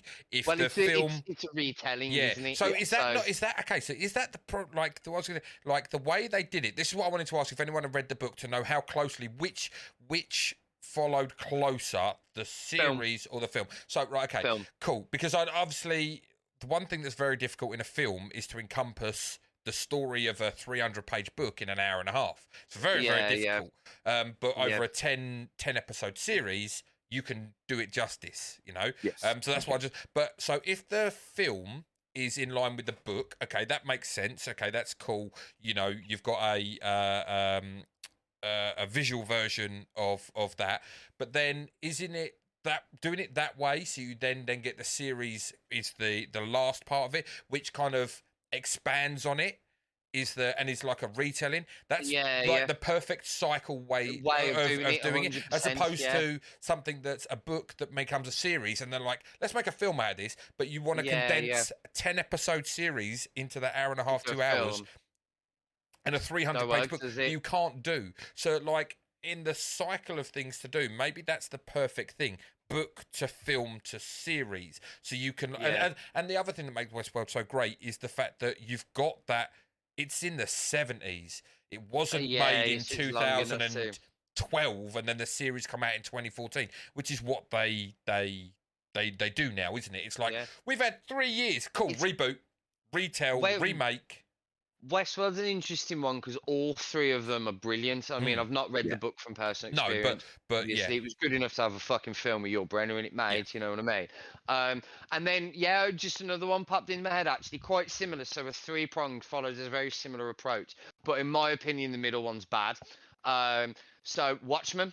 So the comic book Watchmen is one of the most seminal comic books ever fucking created. You know, made by one of the angriest comic book creators. 100%. Understandably so, though, because DC fucked him when it came to Watchmen. DC fucked him with royalties. Right. Say his name, dude. We got to give him a shout. A guy called Alan Moore. He's an English writer, and he's one of the people that comic books up until him and some of his compatriots like Grant Morrison, Neil Gaiman, Alan Moore, you know, in the late 80s, early 90s, they revolutionized comic books by introducing like gritty, mature storytelling.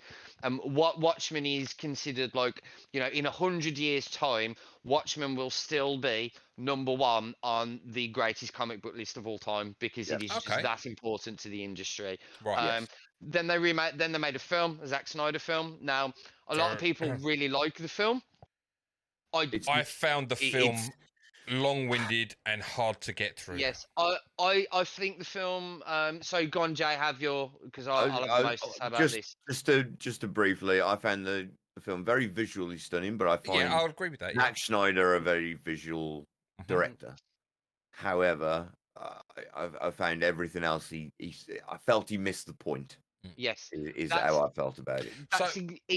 Go on. I was just going to say, obviously, not reading the comic books, I didn't come into it with any expectation. I don't know the story of Watchmen like very well at all. So obviously, from my point of view, it I don't know. The story just felt flat. It didn't feel like anything, you know. Especially when you think of it in the comic book, like Prism. Yeah. The very reason for that, my feelings on the film as a whole is I feel it's like, as Jay said, it was visually stunning. Yeah. The music, cinematography was amazing. The music was impeccable. The acting, I thought the casting was really fucking good. I feel it was the best possible interpretation of the Watchmen book you could possibly do on film. However, that book should never be made into a film in any way, shape, or form, because the book itself, it's not just a story. It's like it's a subtextual deconstruction of the entire fucking medium of comic books. And simply by moving that tale into another medium, you've already lost what's made it special. Because you turn it into a film, it's not a critique on cinema, is it? No. Do you know what I mean? It's just a film about some weird superhero sort of thing. So you Big had blue cock swinging around. So obviously you had the film, and then they released a series set in the Watchmen universe that is in no way, shape, or form related to the book or the film. It's a retelling. It actually is set after the film. I think it's set 20 years after. And to me was some of the most sensational television I've ever fucking seen. Like, I feel very like current as well. Like very I had a current. lot of current political topics, but people bitched and moaned about it, going, "Oh, they fucking made Watchmen political," and I'm like, go and read it, you dickheads. Like, it's super political. It's always been super political. Read anything that fucking Alan Moore has ever wrote. If you don't think it is, you weren't paying fucking attention. You know what I mean? And I thought it was just absolutely fucking exceptional. And that was really interesting because they didn't try. They just didn't even try and do the same thing. They just said, this universe is absolutely fascinating. How can we explore other themes and other concepts in the framework of this universe? And I want more of that sort of shit. You know what I mean? Fucking Dave Lindelof, who did that story, story I've already seen. Dave Lindelof said, just to let you know, Rich, Dave Lindelof said, he goes, I would happily go back to that universe, but I have to feel like I've got a story to tell. Yeah, exactly that. I mean, like, Jeremy Irons in that was fucking sensational. But what's he not good in? Just to throw that out there. Exactly just to throw that out there. Underrated as fuck. Yeah, there's lots of so my feelings on sort of the three lots of sort of, the three types of things is remasters, trash. I hate them. I genuinely hate them. I feel like it's a very lazy, low effort way of trying to modernize and just cash in on something. Then you have remakes, which I'd rather have a remake over a remaster. Things like, say, Resi 2. I'd say is more of a remake than it is a retelling, because there is new stuff, but it is Resi fucking 2. It's 90% of the original game.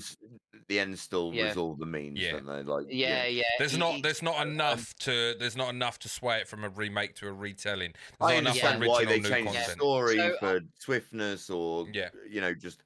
And for the confines of Resi 2, that's all I needed. I didn't need anything else. You know what I mean? I didn't really need the story particularly fucked with, because that's not why I'm playing Resi, because I'm playing it to be scared and shoot some fucking zombies, you know what I mean? But then the retelling, the sort of, that is my preferred way. Do something different with it. Don't just, if you're going to modernize it, don't just do it in terms of presentation, do it in terms of keep the theme. Just maybe expand on how you explore it. Encompass the original, but expand enough on it that it gives you a new take, and new you come away from it with new thoughts, new feelings, new ideas about what you've just played, watched, etc.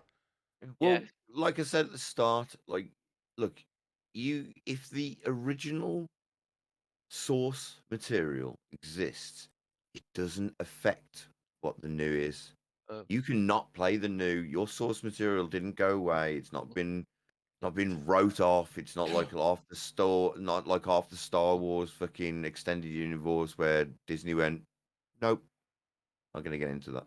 Anyway, but like, understand that, like, and the reason I'll bring this up is Final Fantasy VII. That game is still there. Like, it didn't change it. That game didn't get deleted because remake got made and rebirths come in and revelations will be at the end. Carry on, Rich. Yeah, so here's a topic that, well, you've just brought Seven up. This is something we briefly touched on, and we definitely need to bring it back up. So, quit fucking remaking shit that was baller in the first place, Yeah. and maybe remake some stuff that was, had potential but didn't capitalize Yeah. for maybe production troubles or technological limitations. 100%. So while we're going on about Final Fantasy VII, Final Fantasy VII was always going to be redone because it's the cash grab for Square Enix, you know what I mean? 100%. Now, me personally, I'm a Final Fantasy 9 lover. Like, that's my game, that's my fucking jam, that's my favorite Final Fantasy, and that didn't get never got the love. I would kind of prefer a remake of that to 7, just purely because I feel like there's more you can do with that. You know what I mean? Okay. Well, like you say, dude. Oh, go on. Go on. No. Go on. You finish your point first. Just because me and Richard said this before, but I also want to put it into the bracket of films. There are a lot of good film ideas out there that got a poor reception because the film was made poorly. Stop trying to remake an Oscar film because it was an Oscar film. It already did it. Yeah. It already won it. Right. My point is going to completely derail what you're saying for me, because there is a reason why in movies, games, we'll sit games aside, there is a reason they don't remake the films that did shit, because people will always hark back to the original and be like, that was shit. Why am I going to go and see the new one? I see what you're saying. You do get movies is a very, very difficult one to turn around and take something that was a pile of turd and polish it up and turn it into gold. However, because people, this is just I'm just with movies. This is games is different. No. I'm just gonna have. However, when you that's fine. That's fine. I just feel like, say you take something that blew. That was terrible, and especially in the way that they do it now, whereas it's like they don't give it enough time for the dust to settle before they start throwing out the remake. So, if a film sucked in the 80s, right, enough time has passed now that you could say, boom, and but you got to know. No need for me to make my point because you've made it exactly for me. But the problem is nowadays it's like the cycle is 5 years. And 5 years, you haven't even gone past a generation of viewers in that point. Even in 10 years, you haven't gone past a generation of viewers. You need at least to go past 1 or 2 generations. You need time to let the dust settle. Shit, but the story wasn't bad. Yeah. And a way you can get a way that you can. I think we're now in because of the way we consume media, people know directors, people know actors. Even but back in the days, it was like, oh, I know who Tom Cruise is. Now it's like, I know Tom Cruise is plus his co-stars, and I know the sick factor down on the list. So we have a much broader range of our knowledge of actors and directors is so much greater that a film could also, the film that was crap back in the day, if you attach the right director and the right cast to it, that could resell it. But if there hasn't been that time that's passed, the pain and anguish that people felt watching that pile of shit in the first place is still going to be there, and it's going to put them off. And you've already got yourself a negative reason to not go and watch this film. I agree. You get this franchise taint. So it's something I've experienced quite a lot with particular comic book characters and various friends of ours. Characters that particularly spring to mind are Daredevil and Green Lantern. I'm a huge Daredevil fan. I always have been. He's got Pride of Place tattooed on my fucking forearm. I love the guy. Daredevil's great. Yeah, I've got a 30-year stretch, a literal 30-year stretch of comic runs, and it's some of the best in the entire industry. And I spent a decade trying to force feed specific friends, read this, trust me, you're in the mood for some sort of gritty grime drama. Yeah, Batman's great, but trust me, read this shit, it'll blow your mind. No. Why? Daredevil shit. No, you only think Daredevil is shit because you watched a crap Ben Affleck fucking Daredevil film. And then maybe watched the Electra film as well and just doubled down on how shit it was. That was crap. Fuck that, TJ. Fuck that off. Some people double down on shit, mate. Yeah. So it was fucking. Admittedly, it was a terrible Daredevil film. Because it was a terrible film, you know what I mean? And I spent 10 years trying to make them watch it, and then the Netflix show comes out, and then they binge watch the Netflix show and they're like, "Wow, you got some fucking Daredevil," and I'm just like, "I've been telling you this for 10 years." Green Lantern was the same though, because Green Lantern, tragically enough, you know, you had the Ryan Reynolds film, which was a pile of dog shit. While that film was out, Green Lantern was going through a renaissance in the comic books and had a 10-year run that was just absolutely magic. And again, read this, Green Lantern shit. No, he's not. He's just that film was shit. Ryan Reynolds. Do you know the problem? Shit. The problem with Green Lantern is the fact that even if that film has gone past that point, which it hasn't yet, but the fact it gets brought up in every superhero film that Ryan Reynolds is in, or as any joke that is made in a superhero film, it's aimed at that fucking film. That film can never be left to rest, can it? Like, I will say that's Ryan Reynolds using his marketing. Oh no! What I'm saying is, I'm not saying it's a bad thing, but what I'm saying is, it's keeping the franchise dead, isn't it? It's making it so much harder to reboot the Green Lantern because you can't escape the fact that it's everywhere and it's regurgitated just how crap it was. You know, and when you've got the main guy that was in it, was like, that was a pile of shit. You know, it doesn't help that, like, let's face it, Ryan Reynolds is on top of the fucking world right now. Ryan Reynolds has played the role he was always destined and deserved to play. Ryan Reynolds could literally shit gold at the moment, doesn't he? Like, literally, I think he is. He just sold his business for a bill, right? For a billy. Quarter of a bill. Yeah, or something ridiculous. Got a football team, you know, and everyone loves him. He's not slaying it as well. Blake Lively is his wife. That's all you need to say. The bloke could do fuck all else. Blake Lively. Winning. Do you know, I've got to tell you, the exact moment I fell in love with him as a human being was Blake Lively posted a picture of herself pregnant and he tweeted and just went, "I did that." And I'm just like, no way, you're the man. You're just the man. Oh it's Green Lantern's got a real sucking off of Ryan Reynolds. The Ryan Reynolds Appreciation Podcast right here. It is coming back though, isn't it? Green Lantern. It's coming back on HBO, but it's going to be interesting to see how much struggle, man. Yeah, I feel with that more than anything else, it could well be. But I like the fact that I feel that they might go a different. They're not going to go Hal Jordan, are they? They're going to go. No, it's twin. It's got, from what I hear, you've got Hal and John Stewart. Oh, John Stewart. That's the guy I was thinking of.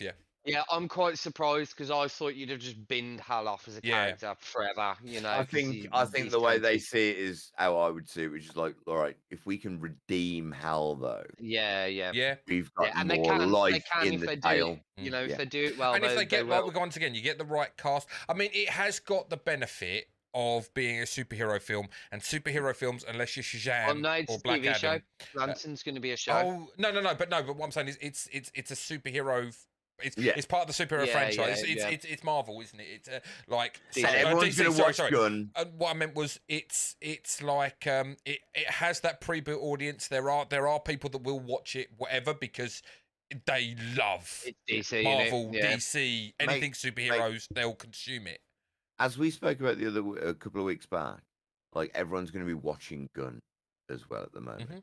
Yeah, like because people hate him. But you're going to fucking watch his shows because you want to shit on it and you want to go online later and you want to tell him what a wank saying he is because you love... will be funny because people will watch it in the hope that it's shit as well. Yeah. You know, people that will watch it in the hope that it's good, people that will watch it because they don't know. It needs to nail the first episode. It has to nail. The first episode has got to be balls to the wall. Like... Yeah. That's how you land. That's how you land that puppy. And honestly, people can call me a Gun sympathist if you want, but like, I don't know, man. I got more faith in Gun than I did have in Schneider, and that's from day one. Before anyone gets on my dick about it, like I just like, dudes. Schneider, I like the fact that he has a vision. I like the fact he has, and he has a long drawn out vision. It's not just like 5 films. It's a full on slate that he's got. Let him at least get his bit out and then slate him. If the problem is, if the first thing, like, people are gonna, I hope people don't attribute the Flash to him, but they may well do. They will. It will be the Flash will come out to a Flash the fucking tribute the Flash. Not if it's but if it doesn't. if it doesn't, people are going to say, look, James Gunn, he authorised this. Yeah. He kind of did, but he had, other than that, nothing to do with it. Yeah. So, Yeah. but like, yeah. But if we go right, okay. So what, like, something you said about like gay, like remakes and stuff like that.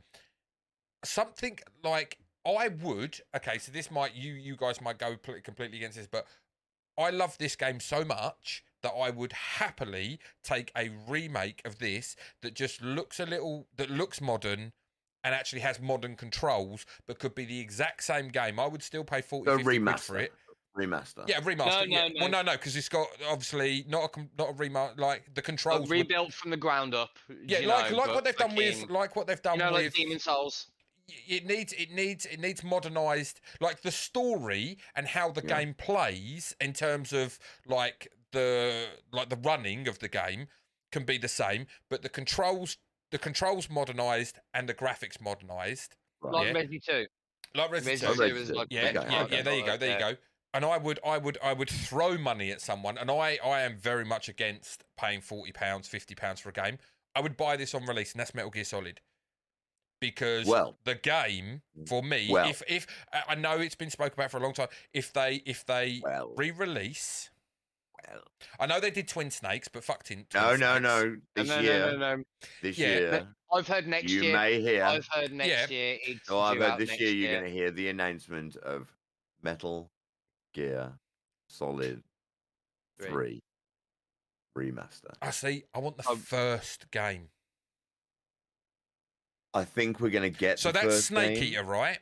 The third one is Snake Eater, which is set back in... You're going to get the first game depending on how I can't remember the year. 3 sells. But I want one. 60s, weren't it? Because 3 Cell was one of the best selling, if I remember correctly. Snake Eater is legitimately one of my favourite things that has ever existed. It's the best James Bond game that was never a James Bond game. Yeah. I love the original. I do have very fond memories of the Twin Snakes as well. Yeah. Very fond memories of it.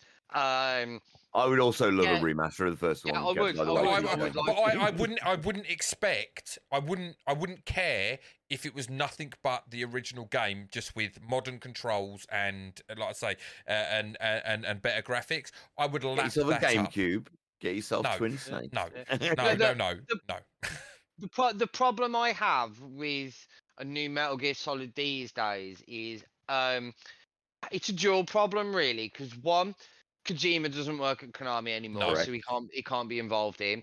But two, I don't know if I want Kojima involved either, because like I feel like you have to have Kojima involved in anything that has the words Metal Gear in the title.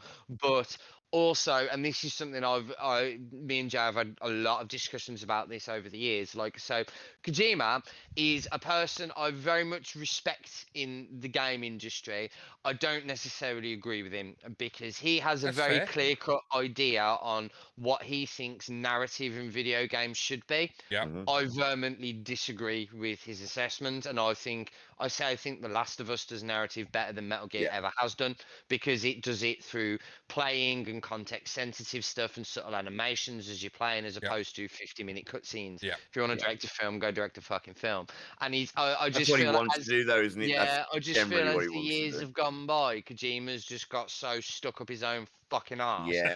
Like, you look at like Metal Gear 5, man. Like, how often was his name flashed across the screen? Mate, like, I saw that name every fucking episode at least 4 times. Yeah, 100%. His name was just, made by Kojima, just in case you couldn't forget. Written by Kojima. This mission was designed by Kojima. I just feel that if he was involved in a Metal Gear remake, he'd try and do something ridiculously meta with it. Just to back TJ a little bit here. If you're going to remake Metal Gear Solid 1, just make it on the Metal Gear Solid 5 engine. Don't fuck around with it. Yeah, his money. Here's my credit card, man. I would take that. Just make it on the Metal Gear 5 engine. Rebuild the scenario and give me it again. The story is amazing. It's great. It covers so many. There's no need to push first story. Just modernising it, like, and we said, don't do, it's just like money for old rope at this point. The original's out there. You shouldn't do it. But there are exceptions. but this is for me personally. It Well, might not be for everyone. TJ, if it's a PlayStation 1 game, Yeah. right, and I know they got a GameCube yeah. remake. I know that. If it's a PlayStation 1 game, like I say, with 7, Yeah, it's I free am game, all man. for it. I'm all for it. Just don't do a PS4 Don't game. I don't No. need a PS4 game remade. I don't need a Yeah. PS3 Well, game it's exactly remade. what we said, didn't it? It's like the dust needs to settle. You need to get the new a new generation of consumer needs to come in. I mean, it's not a new generation of consumer. I'm the same fucking consumer. My daughter's not playing Metal Gear Solid. There's in much the same way, yeah. I feel that games are sort of the exception of the rules because I'm far more inclined to accept just a straight remake in a game as I am a retelling, because I feel that you do have that technological sort of barrier, whereas you don't get that with a book. You know, a book written 300 years ago, you can still pick up and read. A film watched on the 60s, you can just click on Netflix and play it. Whereas if I want to play the original Pac-Man on an Atari, you know, I've got to fuck around with emulators or something like that, or go get my Atari down at the loft. But there's a game called Ossegai that was the guys who created Dark Souls. It was an old school sort of game. It was on the original Xbox. And again, if you just completely redid the exact same game, but with today's fucking presentation standards and physics, here's my credit card. Take as much money as you feel is necessary and give it back to me. Calm down. I'm not that fucking rich. My name's not Jay with fucking spacecraft. Jesus. It's like fucking Star Citizen over here. Jesus. Calm down. Well, it's like I bought Demon Souls. You know, I bought a PS5. Like, I wasn't planning on buying a PS5 at launch, and I bought one with Jay. In fact, we all bought one. Our entire group chat fucking bought one the day Sony announced them, because we all watched the Sony announcements in a fucking party chat, and we knew it was going to go live. So unlike everybody else who went to sleep and thought, oh, I'll get one in the morning, we were like, maybe we should probably stay up and buy one now. So our group chat spent about fucking $8,000 in one night between us. It was crazy, man. But the reason I did that was for a remake. It was for Demon Souls, because Demon Souls is a game that I love dearly. There's a real, you know, it was a battle to get Demon Souls out in the West because it was published in Japan. Sony were the original publishers of it, and they didn't want to know because it's a very Japanesey style game. It was very fucking difficult. They thought no one would buy it. People in the West started seeing it crop up on Japanese gaming sites and YouTube videos, and we were all like, what's this? I mean, because what's this? This looks pretty fucking good, and I want me some of this. What do you mean I can't get it? And there was an online petition. It came over, you know, fucking hoo-la-la. It was great. So yeah, I was dying to play the remake of it, and I played it, and I loved it the entire time, but there was this very nagging suspicion in the back of my head that I'd just played, like, you know, Dark Souls 3 to get myself prepared for it. And I was just very, very, while it looked better than Dark Souls 3 ever could do, I was very aware of every second that I was playing it. This is mechanically worse than Dark Souls 3 was, because it's a 15-year-old game at this point. I had that discussion with Rich, with another friend, one of our friends, Mark. I said, like, I love this game, but unfortunately, I'm playing a PlayStation 3 game. Yeah. Like, I've played this game in Dark Souls 3 where it's better, and they've already implemented the controls better. So why they haven't put them in this game makes no sense to me. Yeah. Because I understand the whole point of the game is to be hard, but it's hard. So... Yeah. The game's rough as fuck. Having a jump button isn't going to make the game less fucking rough. However, it's going to make my quality of life a lot fucking better. You know, I'm going to focus on, I'm going to be focusing on the shit that's supposed to be hard, as opposed to like navigational camera issues, control issues. You know, the only thing they changed is in the original Demon Souls, you could only roll in 4 directions. You can roll 4 backwards, left and right. Whereas in this one, they added they added the 8-way directional rolling, which then really baffles me that you added one modern quality of life convenience, but completely ignored the rest of them. Like, it's just like, come on, man. It just felt a bit like it was felt good. Like the original game just had a paint to color on it. And it was like, okay, so I'm just playing. Look, again, that was the other thing that I was a bit disappointed about. Now, I'm happy to play a remaster of a game, but if you're asking for £70, well, there was shit that was cut from the game. Something. Yeah, Give me something. it was 3 areas fully cut from the game. Put one of them in. You Yeah. know what I mean? One was virtually finished because you can run around it if you fucking access the source code. You know what I mean? Just finish that shit up. Do you know what I mean? If you're going to be spending time and effort and expecting me to pony over, not just at that point, it wasn't just the 70 quid. I had to buy a new system to play that game. Yeah. You know, because it wasn't on the PS4. So fucking, I had to. That game effectively cost me what, £520. Yeah. You know, so yeah, I don't think it's a stretch asking for a jump fucking button or for me to hold up for me to also cycle through my items back to my Estus flask. You know what I mean? Like that's the quality of life. That's not Yeah. affecting the game. Yeah, Quality of life. Yeah, so You know. it very much like feels like they kind of ham-fisted that one, and it kind of it sort of soured me on the start of the console generation, if I'm honest. The fact that we're how many years in and it still hasn't had what I'd class as a killer app is.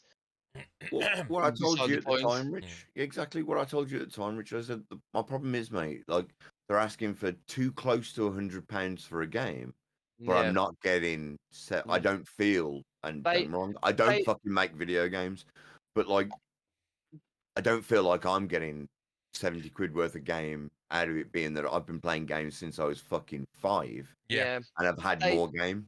They literally used my nostalgia and love for that franchise to you know fucking like sort of weasel a sale out of me, because up until that fucking conference I had no intention of buying one at launch because I was just about to buy a fucking house. And so I'm like, now probably would be the best time because now's probably the only time I'm ever going to have this level of disposable income ever again. But on the flip side, I'm buying a fucking house. You know, there's better things to spend that money on. And it was only because they showed the Demon Souls remake as available at launch. And then it was one of those, you know, blackout for 30 seconds, wake up with a credit card in one hand and thank you for your pre-order purchase on your phone in the other hand. You know what I mean? I dropped £520 for that remake. So I'm as much of a hypocrite, me fucking bemoaning them and, you know, dirty cash-ins and everything. I bought into it, you know, left, right, and centre. And sorry, go on. Sorry. Yeah, that's the problem. It's really, really easy to be sort of objective and stand on a high horse until when they're doing it with stuff that you've got no interest in. But when it's something that you're like genuinely really, you know, you've got really fond memories of, like the Final Fantasy VII remake, and they released a trailer and it looks pretty good. It's like, yeah, it might go against all my principles, but that looks fucking baller. Well, I mean, TJ proved that earlier, didn't he? He said, like, well, Jay, you're against fucking prequels, but what do you think of Rogue One? Yeah. I got a little anecdote of with like you talking about buying your PlayStation 5, like when I bought mine. So I was dead against it, not buying a PlayStation 5 at all. Like I was like, I don't play the PlayStation enough. Then a couple of months leading into it, I start getting into playing DBD. One of my friends is a Twitch streamer. I start playing with him on stream, and they talk me into streaming. They're like, oh, I'm gonna buy a PS5 and I'll stream on the PS5. So I'm literally the PS5 launches at whatever time it was. I'm playing with them on their stream. My wife comes in. Oh, it's your thing. It's like, okay, cool. Get up on the phone. Smith's Toy Store. Got one. Brilliant. Pre-order. Boom. It's in my basket. Game's loading in. I'm just going to load into a game of DBD. It's in my basket. It's safe. Don't worry. Play my game of DBD. Come back. Yeah, it's no longer available. Fuck yeah. Well, that's what you get. That's what you get for playing fucking DBD. I should have known then to never play that fucking game. But no. So... And then, like, for the next couple of days, I was like, I went on, what's that fucking app that pings you when, I heard about it. I don't know what it's called. I can't. Stock Informer.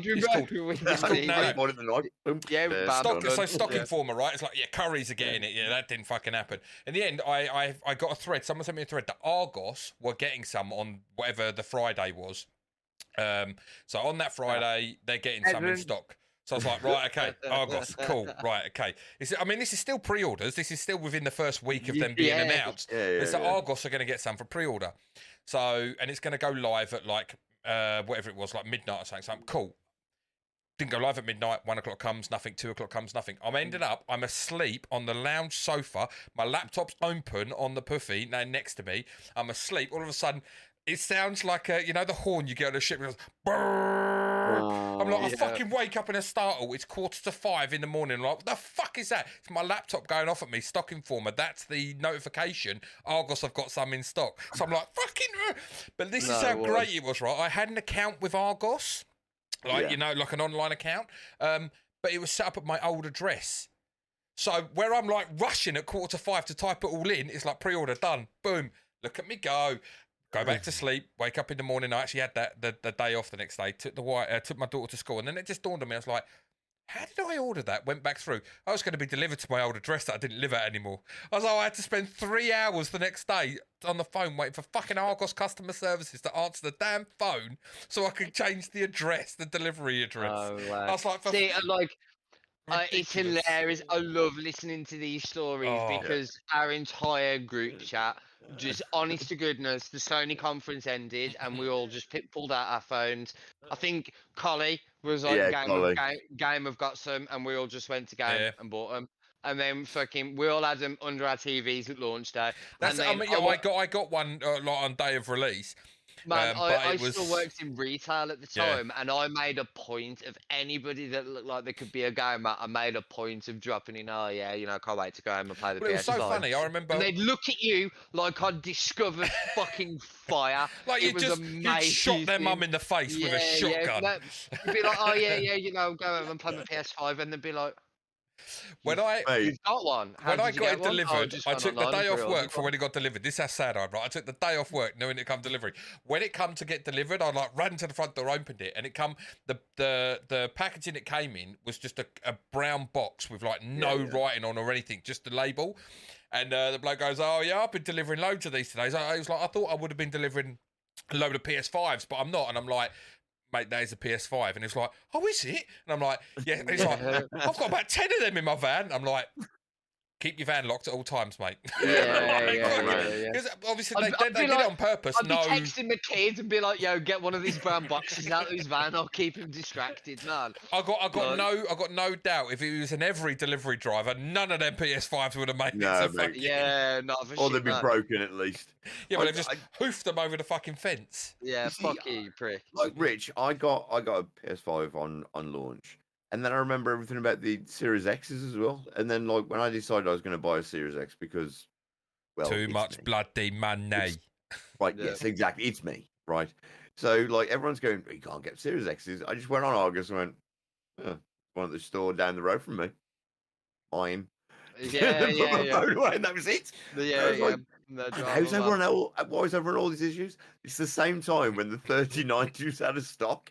Remember, Rich? And I just posted in the group. I just got a 3090. I don't know what everyone's fucking drama is. The funny thing is as well, while I was waiting, in the time from when I ordered it to when the pre-order arrived, I bought a gaming PC in the exact same space of time while I was waiting. So when the PS5 arrived, I technically didn't actually have a use for it anymore. Yeah, mate. I bought the PS5, I bought the Xbox, and then I bought my PC, and then my Xbox. And then your wife left you because you spent too much fucking money. Yeah, she doesn't know. You want to see how much money he spent on board games, bro? Don't worry about it. My wife, I still to this day get deliveries, and my wife goes, "Did you buy this?" And I go, "Well, I did about 4 years ago. 3 years ago, I bought a board game that I thought was going to be delivered in 1 year. Yeah. And now we're 2 years. And then COVID happens. So technically, this money was already spent.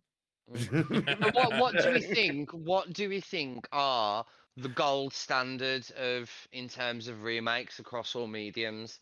I think it's quite easy and clear to say that me and Jay think the Final Fantasy VII remake didn't, regardless of how you feel about the narrative changes, they did an exceptional job. Yeah. That's really fucking hard. I've got to think for a minute here. Right, so what TJ has a little thinky poo.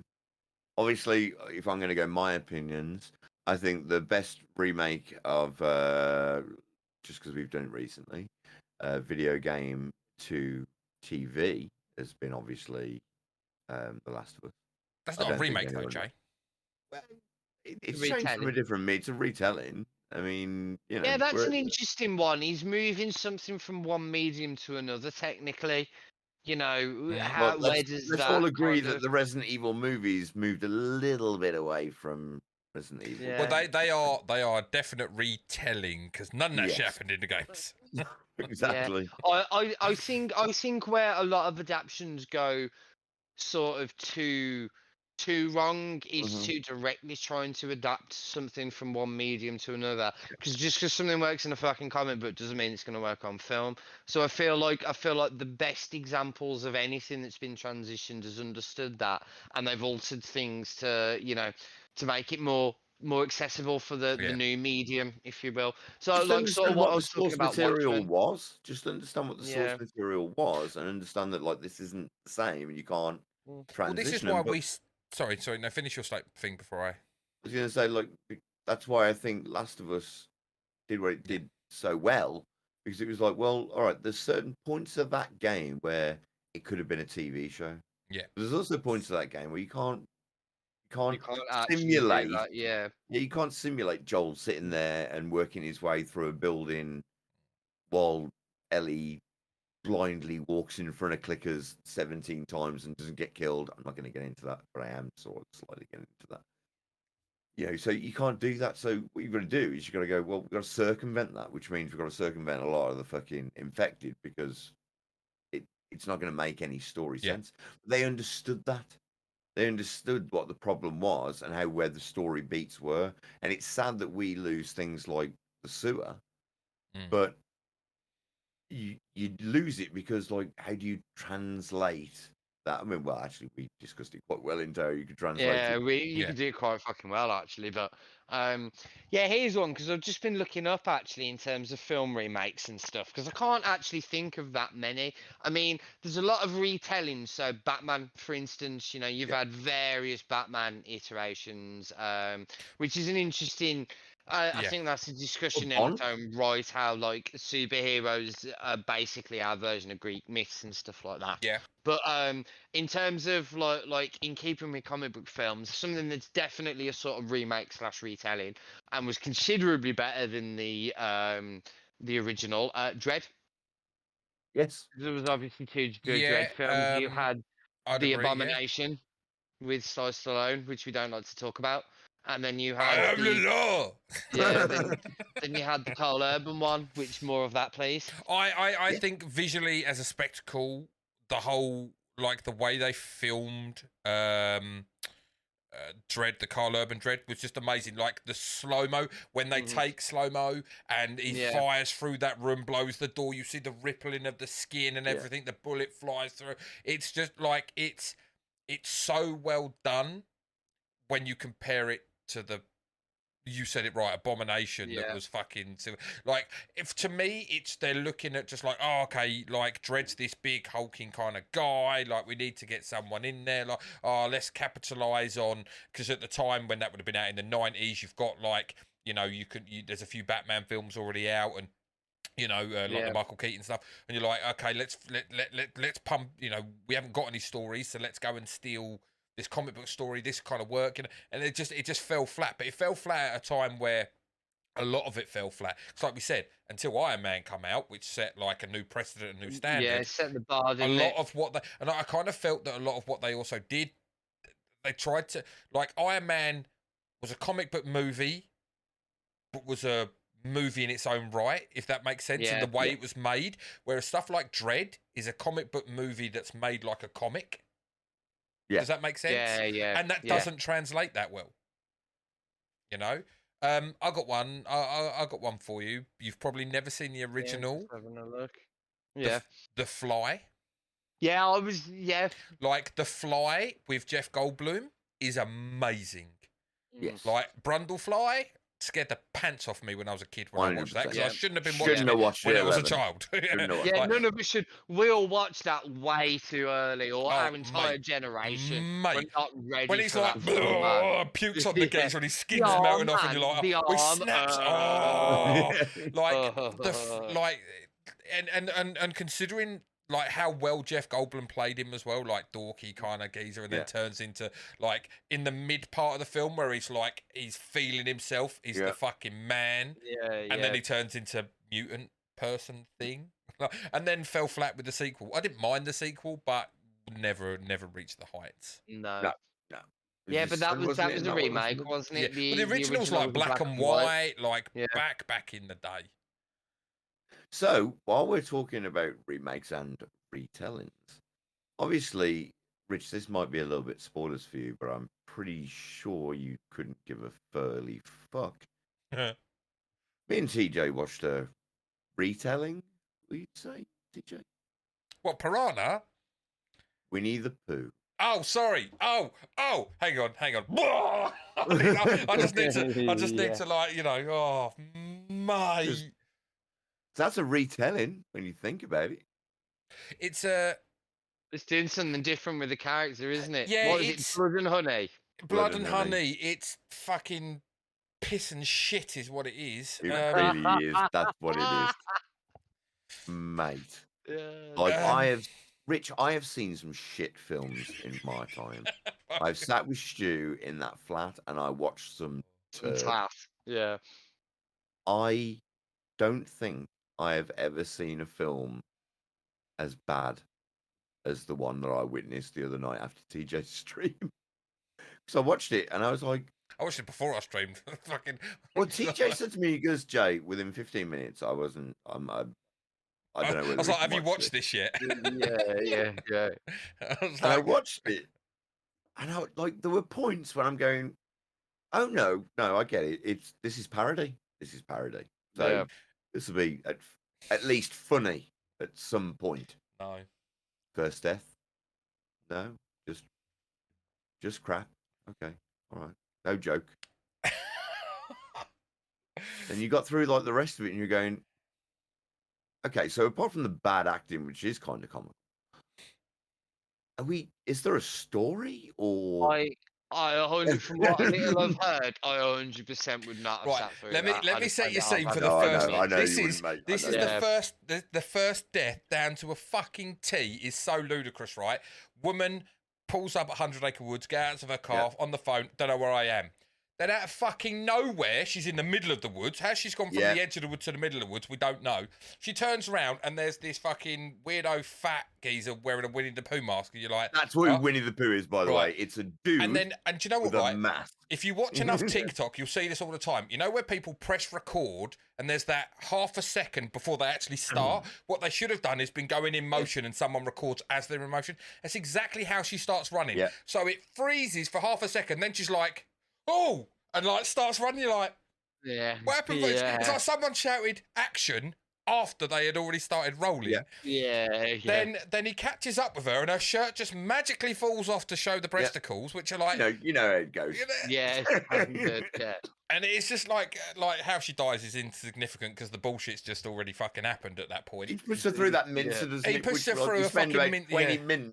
20 minutes of her going, no, and then he goes, I could probably just smash knock her face her in. out and then And then you just see her leg sticking out the back of the fucking mincer going like, mate, like literally, he has smashed her face. It's a wood chipper. Mush, it's a wood chipper is what he puts her in. Halfway through her, and somehow those legs are still going, oh shit, no, we can get out of this. But it was just the whole, and that's literally the point where I messaged you saying, have you watched this yet? Because I watched that and I was just like, I don't know if I can do this. I really like the problem was we said the way that we've got to do the mystery movie theatre was the fact that we would have to, like, we can't watch it for the first time while we're recording our reaction to it because there will be so many dead spots. We're supposed to be talking about the film, but there'll be so many dead spots because we don't know the plot.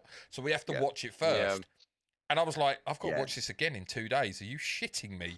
I don't know if I could do it to myself. Like, it was so bad. Like, I had a Rich moment. I was like, no, I haven't got enough life force. To do this again. I can't do it, man. I can't do it. Rich, there was a point where I assumed the filmmaker went, oh yeah, we've got 4 blokes against a fat bloke in a Winnie the Pooh mask.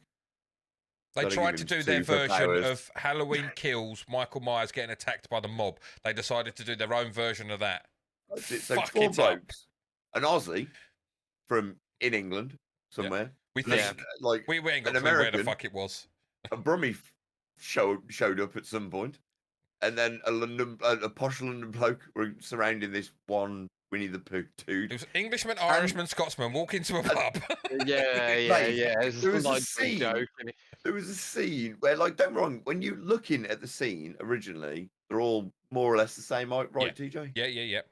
And then it cuts to another scene where Winnie the Pooh is suddenly 40 foot tall. Yeah. And everyone else is just a minuscule thing. His hand is an axe somehow. Because, like, some bloke puts his hand out and he just goes. It's the ultimate judo chop. It's the ultimate Austin Powers judo chop. And then he can control bees. And I'm like, what is going on? The bees. Right, no. Do you know the funny thing, right? With the bees, so you occasionally see bees, just like, but at no point ever in the program have we understood that he can control bees until it becomes a plot device to kill someone, and that is the only and you're just like, when was that explained that he could do that? Like, Piglet gets like fucking Piglet is the weakest fucker in the world. Like, at one point he's mauling a woman with his tusks, and then the next point someone was just hid behind a barrel. I mean, fuck me, it could have been DBD. She's like, all right, I got this. I got this any second. Waiting for the stun. He's going to turn his back. He's not going to hear me walking up behind him with his sledgehammer that I'm holding. And then one chop. Suddenly, he's in chains. And, dude, honestly, when that woman's in chains, who the fuck was that woman? We just find a new character that we know nothing about, but she knows the law. She starts explaining to these people the history. And we're like, who the fuck are you? The film starts and says, oh, Piglet and Winnie the Pooh have formed back to their original animal state and will never speak. Because Kristen Robin fucked off to go to uni. Right, and then there's a woman going, oh, they speak occasionally. And I'm like, well, hold on. Didn't you just tell me? Not only would I have not watched it, I've kind of had enough hearing about it now. I just need to go one more point. Yeah. This is fucking how ludicrous it is. Okay, so they're in this house in fucking wherever, Shropshire, could be wherever, I don't fucking care. They've got an indoor swimming pool, but it's one of them long, narrow swimming pools. Okay, Piglet, 2 girls. One of these girls is like is on the floor. She's out cold, unconscious, right? This other girl jumps in the swimming pool. Okay, Piglet gets in with a fucking sledgehammer. Now, I'm like, okay, Piglet's a fucking quite hefty character.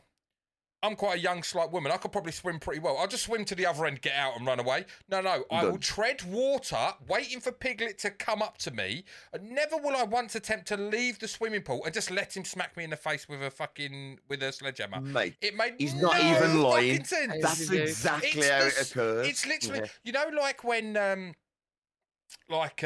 Austin Powers in that scene where the geezer's coming towards him with the roller, and it's like, and it's like going to take 4 days to get to him. It's literally what it felt like watching that. It was like love, TJ, get out of the fucking swimming pool. TJ, you watch him for about 5 minutes swinging the sledgehammer into the water for no reason, and then connects. Until the point where he needs to connect, and he's like, "Oh yeah, if I went this way and round, and didn't just hit the water, I'd probably." So what we're saying is not worthy of watching. You watch it, Rich. Watch it, and best Oscar nomination coming its way for sure. Mate, it's got to get a Razzie. It's got to get all the Razzies. Like, mate, it's got to get minus on fucking Rotten. Hang on. What the fuck is it on Rotten Tomatoes? Hang on. Like it's one of them where I've seen bad films, but not only is this a bad film, it doesn't even make bad film sense. Yeah, it's just nonsense now. What? What? Whatever. I don't. Yeah, fuck off. Let me continue to the fucking site, you sons of bitches. How has it got that? Okay, so it's got a tomato meter, which is the critics, right? Of 4%. That's too much. Sense. No, it's too much. It's high. Too much. Okay. Sorry, I won't lie. Audience score 50%. How? No. Yeah, it sounds about right. What the fuck are you crazy people watching? Right. All that confirms is if you're listening to this podcast, you must have some level of degree of an understanding of a decent and a bad film, even if me and TJ watch terrible films and laugh about them. to go on to Rotten Tomatoes and vote this film anything less than how does it exist, and I'm talking 0. And I literally did a podcast with these two motherfuckers right here saying there should never be a 0, but this film actually gets a 0. Yep. Oh, here we go. First top critic review made on a shoestring budget, and it shows. Yeah. Weird. Mate, someone must have given them £2.50 Well, and said, I will cover the cost of a mask. Winnie the Pooh went into the public domain, didn't it? Yeah, so exactly. you can do whatever the hell you want with the franchise now. I was describing this to somebody else. I said, well, how did it get made? I said, it's quite simple. It was going to make money because everyone's curiosity is going to make them want to see. Well, it got 1.6 million at the box killing office. people. Yeah. 1.6 million. Curiosity gets the berry. I mean, that's even not that many people gone to see terrible. Yeah. You know, it will get a sequel and it will do nothing. I fucking hope it don't. Better It not. will though. It will. I'll probably get about 5. Yeah. It will though. It's going the last one will be. Do you know what they also didn't do, Jay? They didn't do, right? It's implied, but they don't explain it. So they explain like they eat eel. Yeah. They're like Where they were run the out of others? food. They eat eel. But where's fucking Tigger, Owl, and Roo? They never Rabbit. Yeah. Rabbit. That was it. Sorry. They don't say, but we're kind of just led to believe they might have munched on them as well. I don't know. Well, I was watching like 'cause they try and show things in the background, don't they? So like you saw eel. No was gravestones grave. or something. I see, Yeah, eels, I but was don't like- see any. Don't see like mass graves. Well, that was where I was looking for in the background. I was like, well, what happened to Where's the Rabbit? rest of And then them? I was trying to work out if the lady that was hooked up. I was like, well, is that meant to be Rabbit? No, because No, she it was wasn't. full human.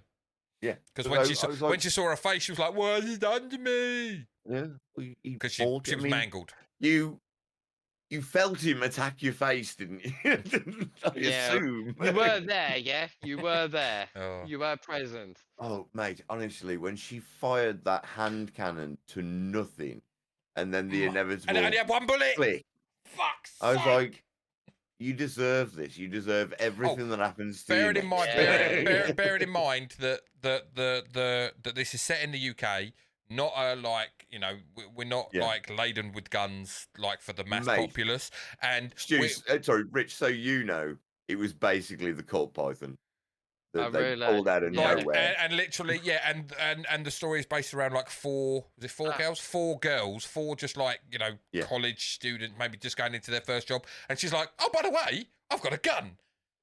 Rich. Fucking pulls out this whopping great cannon. She's like, just carry this around me for shits and giggles. Where'd you get it Yeah, from? just dropped an episode, Jay. Oh, good man. Yeah, Oh, thank you. there you for go. that. So, But like, yeah, like Rich, they must have been page 3 girls. Yeah. I assume, right, TJ? why are you 'Cause asking me as if I look at page 3 all the time? What the you fuck? work in You the do, trade. yeah. I don't work in the fuck you. But right, Rich, there's a point. Why are we still going on because about it's this? so insanity. I don't care. It's All right, insanity. okay. Winnie the Pooh okay, is driving a BMW at one point. Let me just point that Where did he out. learn to drive? Where did he learn? Right, anyway. Right, okay. Let's pull this back.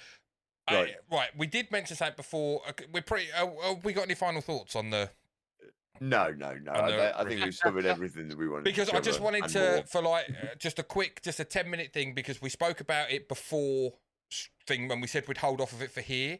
Obviously, Yes. the BAFTA Game Awards, it kind of fits into our purview. The BAFTA Game Awards. Yeah. And I just wanted to discuss over one thing, because one of us has played this game, the rest haven't, and the game that won Best Game, I don't understand how it won Best Game. So the game that won Best Game was Vampire Survivors, it's free on Game Pass. It's £4, I think, on Steam.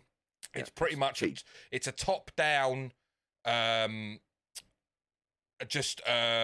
would you describe it, Jake? As you've played it, Essentially, it is what it is. Like all it is, it's like Isn't it like a roguelike wave shooter? yes, sort of thing? auto fire. Yeah, It's- it's an auto fire. yeah.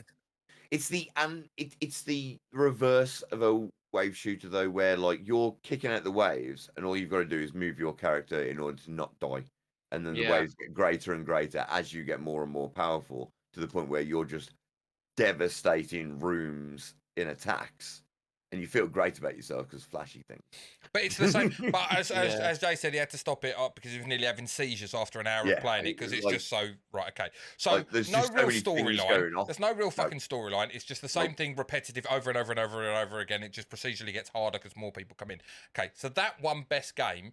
The games that were in the running were Cult of the Lamb. I haven't played Elden Ring, God of War, Ragnarok, Marvel Snap, and Stray. Okay, now I'll be the first to admit I've only played Stray. I've completed Stray. Fucking amazing game visually, the storyline, everything absolutely amazing. Elden Ring. What was the category, by the way? Sorry, what was it called? Best game. Best game. Okay, best game. BAFTA Gaming Awards. That's best a game high of bar. the year. This was my point. This is my point. If it had been like best indie title, okay, but when you're going up against a juggernaut that is Elden Ring, that has, as I said, the creativity, the depth, the graphics, like just the whole thing.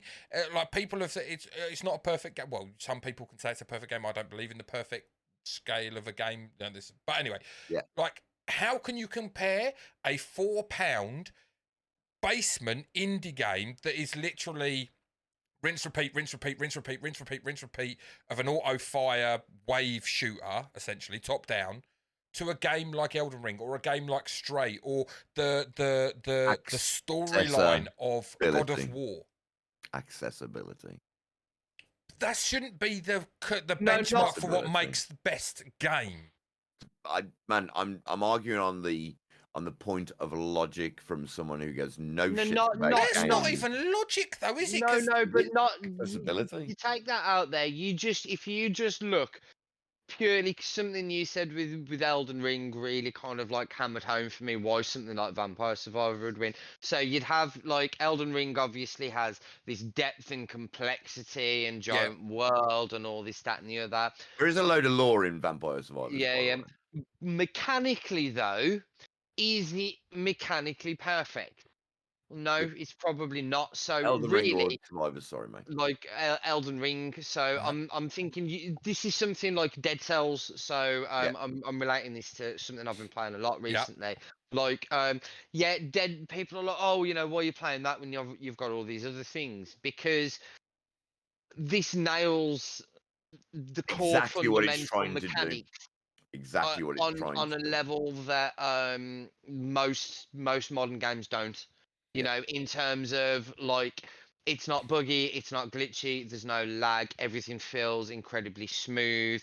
There's a very clear-cut weight and momentum to everything. You know, within 30 seconds of playing it, you're instantly aware of all the nuances of the control. It's almost like Mario. Do you know what I mean? Like Mario just feels like, I don't give a fuck if you like Crash Bandicoot better than Mario. Mario is a better controlled character, feels nicer to control than Crash Bandicoot does. You know, and I feel that Vampire Survivor is such a sort of simple idea, but nails its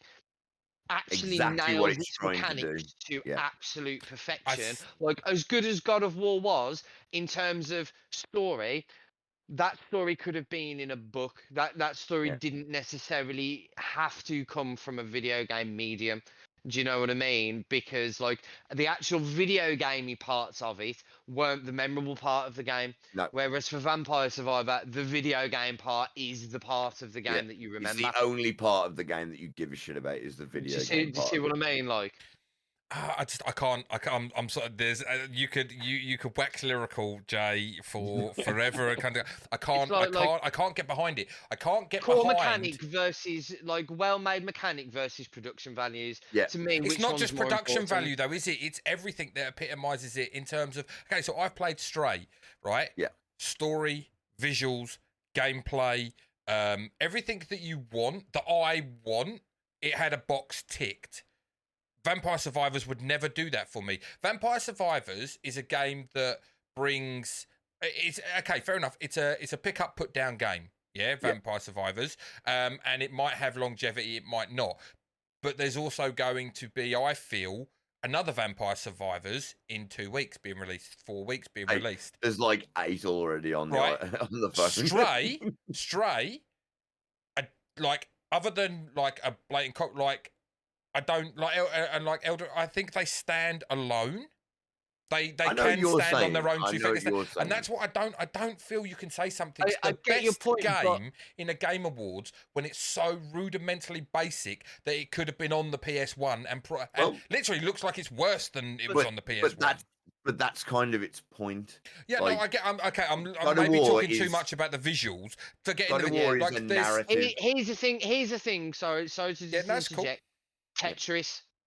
Yes. Tetris is the perfect example for this. Tetris could come out at the same time as, say, the Final Fantasy VII remake. I'd still give best game to Tetris. I wouldn't. Yeah. And Tetris would win. I wouldn't. Tetris would win because mechanically. No, but it should. It should because it's from a mechanical perspective. It's a game. Yeah, it's a game, but you're only looking at one thing. Okay, so if Elden Ring didn't have any glitches or bugs, then it would win, is what you're saying. But that's not what. No, that's not what I'm saying. That's not what I'm saying. What I'm saying is, when you get too technical, you get away from the fundamental of the game. Now, all Vampire Survivors does is make you feel good about running around killing things, which is exactly what a game was ever designed to do. Yeah, this is the problem. Is we've all got conditioned into thinking that games are supposed to be these grand sweeping. I'm not narratives, saying. Whereas I'm not saying it's a bad game, but what I'm saying is, like, you were. Here we go. I'm going to fight your own argument with your own argument here, because you said the other day that, like, when we were talking about perfect tens and everything, that you need to bring things in, like, things matter in games. There is so much more in Stray, God of War, Elden Ring, even Cult of the Lamb. That has got to matter more than the simplicities that are in Vampire Survivor. But you're taking away from what the award is. Best game of the year. Yeah. And you look at the metrics, but it's not, because you've got to encompass everything. No, because we've got our own award ceremonies. So for the BAFTAs, it is not about narrative. It's not about RPG. It's not about action. It's not about controls. It's not about any of that. It's about the best game. And you look at like, say you played Stray. You probably played Stray once, yeah? Twice. Twice, okay. Now you look at the time. Played Vampire Survivors 50 times. Different type of game. It's a different type of game. But it's about game. That's the point. Yeah, but I've I could turn around and say that I've got, like, you've got more hours in Elden Ring than you have in Vampire Survivors, and I bet you will have more hours in Elden Ring than you will have in Vampire Survivors by the time you stop playing both games. But I wouldn't have restarted and started the same game more times. Yeah. There's a lure because it's a rinse and repeat because of the style of game it is. You can't turn around and use that argument and say, well, because this style of game is a rinse and repeat. Because the most that's why I've played it. And biggest you're selling arguing game in the world is Tetris. But if it was but Tetris has been like, you can't bring that into it, because Tetris is a game from the 80s. So of course it is a game. No, but Tetris still repeat game. No one would rinse and repeat it. It's not. It's mechanically sound, and there's something there that is drawing millions and millions of people back to something that, like you say, is existing in a time where you have these grand experiences, but people are still choosing to spend their time on this game, on this £4 phone game. You know, that speaks volumes. People are the people that drive those votes, not how much money they spend, what the narrative is, how impressive the voice acting is. It's about, where are people playing games? Yeah, and in Fortnite is the most impressive game in the world. I hate the game. Yeah, but I can't deny it's the most impressive game in the world. Regardless of what else released in that year, the year Brain Training came out on the DS, that won best game, and it should do, because more people played that and played that. Brain Training, but Brain Training is a genre-defining game. Because as you just said, there was nothing else. There was nothing else like it. No. There is 100 games like Vampire Survivors. There's not before Vampire Survivors. So Vampire Survivors is a genre. I can't look online and find a game exactly the same as Vampire Survivors. Is that what you're saying? You can now. Go for it beforehand. Right, you're saying Vampire Survivors is a genre-defining game. I call Vampire Survivors. Vampire Survivors is the first game that said you can be the person in the middle with no attack and move around, kill everybody, and you will increase. It's the first game. Mate, I can tell you it's bullshit, because there's a mobile game called Top War that that does exactly the same thing. No. Yes. there Yeah, isn't. but it doesn't necessarily matter because Among Us wasn't the first game to introduce that No, sort but of what I'm social saying, yeah, but what I'm saying is construct brain thing. It was the training is first one to get big. You know, I can say brain training has its own merits, whereas I don't feel that Vampire Survivor has its own merits coming up against. Like, I don't feel it stands on its own 2 feet against the games that it went up against. But it got in the category. How did it get in the category? Because fucking idiots picked it. yeah. So who picked it? Who picked it? The same idiots picked the other games in that category.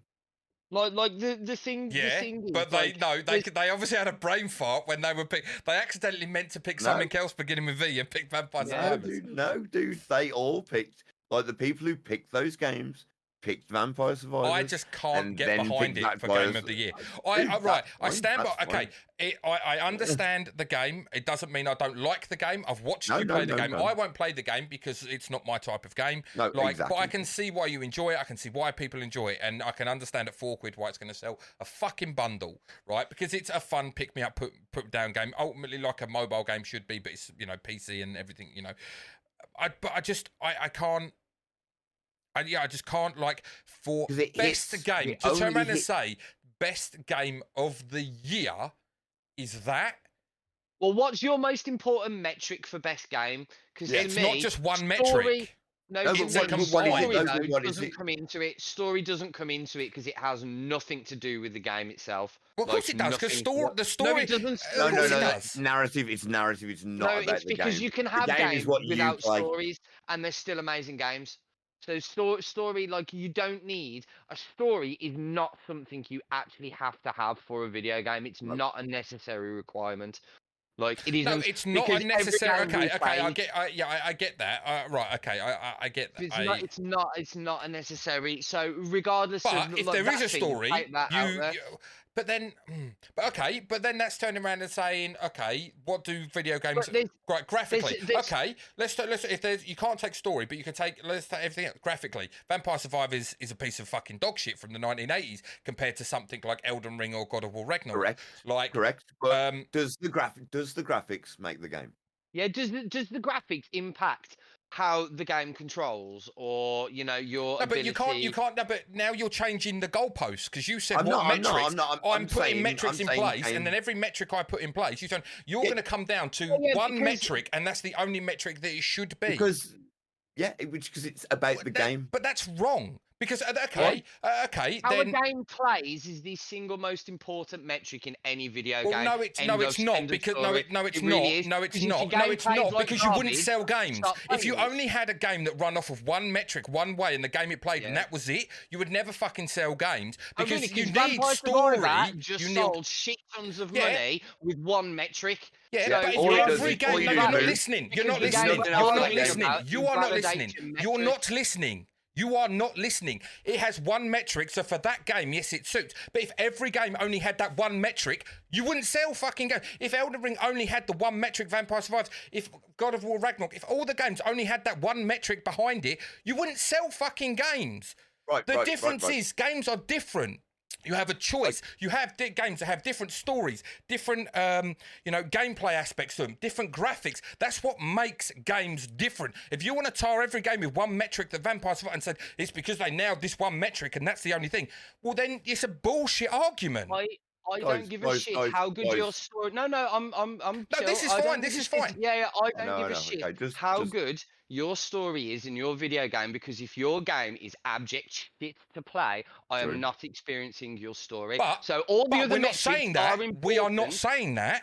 Can I finish my sentence? I'll let you. Can I finish mine? Yeah, it's fine. Yeah. All I'm simply saying, other metrics are important, but they all fold back into that simple one, because Vampire Survivors has just proved it. You don't need a grand story. You don't need an orchestral score, because this game has just sold a shit ton of copies. Because it's £4. If the game was 40 quid, would it sell? No. Yeah. No. Yeah, but it wasn't 40 quid. All right, hold on. But that comes into it. Because you couldn't, that comes into it. How many people can afford, you're saying it sold shit tons because it was £4. But then you're That's comparing why. something that spent £70, and obviously the amount of money you spend has the amount No, of I'm time and effort arguing. involved. No, Guys, no. I'm arguing the guys, reason guys. it's sold. I'm arguing the Guys. reason it's sold so many is because it's £4. You can throw Yeah. £4 away. That's why. Guys. I don't think you can. Hang on a minute, Jay. I need to make this point. You I'd love to can't, get a fucking sentence out. mate. You're doing exactly the fucking same Right, thing. Guys, it's right. Let me stop you now. Right, and I don't want to have to do this, but it's getting a little out of hand. Okay? So calm down. We're talking about a video game. I know, I'm chill. I know, but everyone's shouting over each other and it's not cool. So let me step in just for a second. Okay? Everybody calm down. Right? It's fine.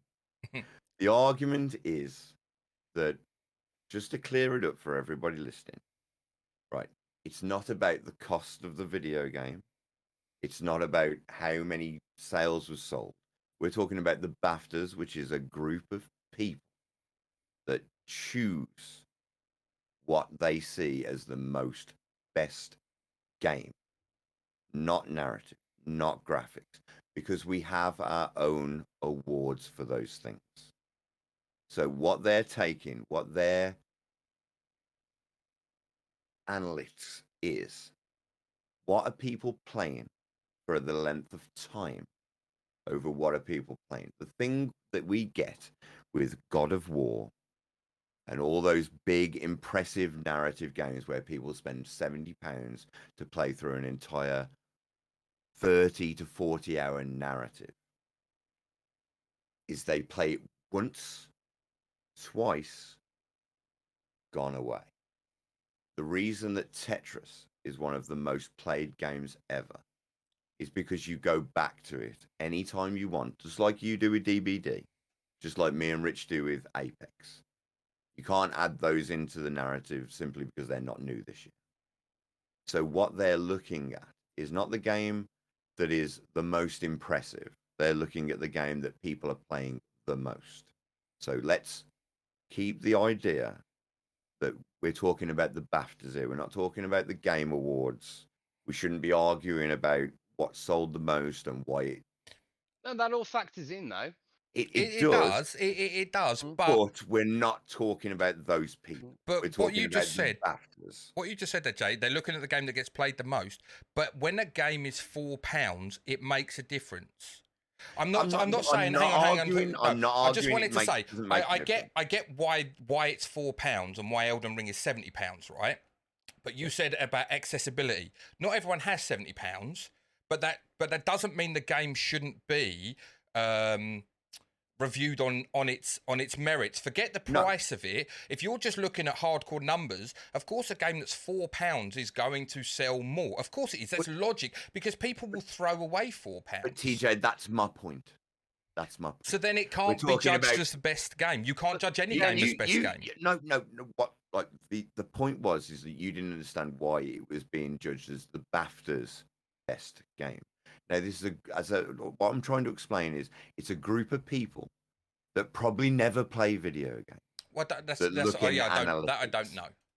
Exactly. So that's my point is that we're screaming at each other over the fact that the BAFTAs, which is really a nothing award in the video game world. So to get upset about I'm not Vampire. No, I'm not saying I'm just talking as a grand. I'm just saying so for people to get upset about Vampire. No one's upset. No one's upset. We're grown adults here. We can have it might get heated, but I love you both. Can I just literally get this sentence out and then you can go against me? But I just want to get this sentence go on then. out. Yeah, go. Right. It's like for people to just get upset about Vampire Survivors, which is probably, I don't know for certain, voted on by a board of directives that only look at analytics.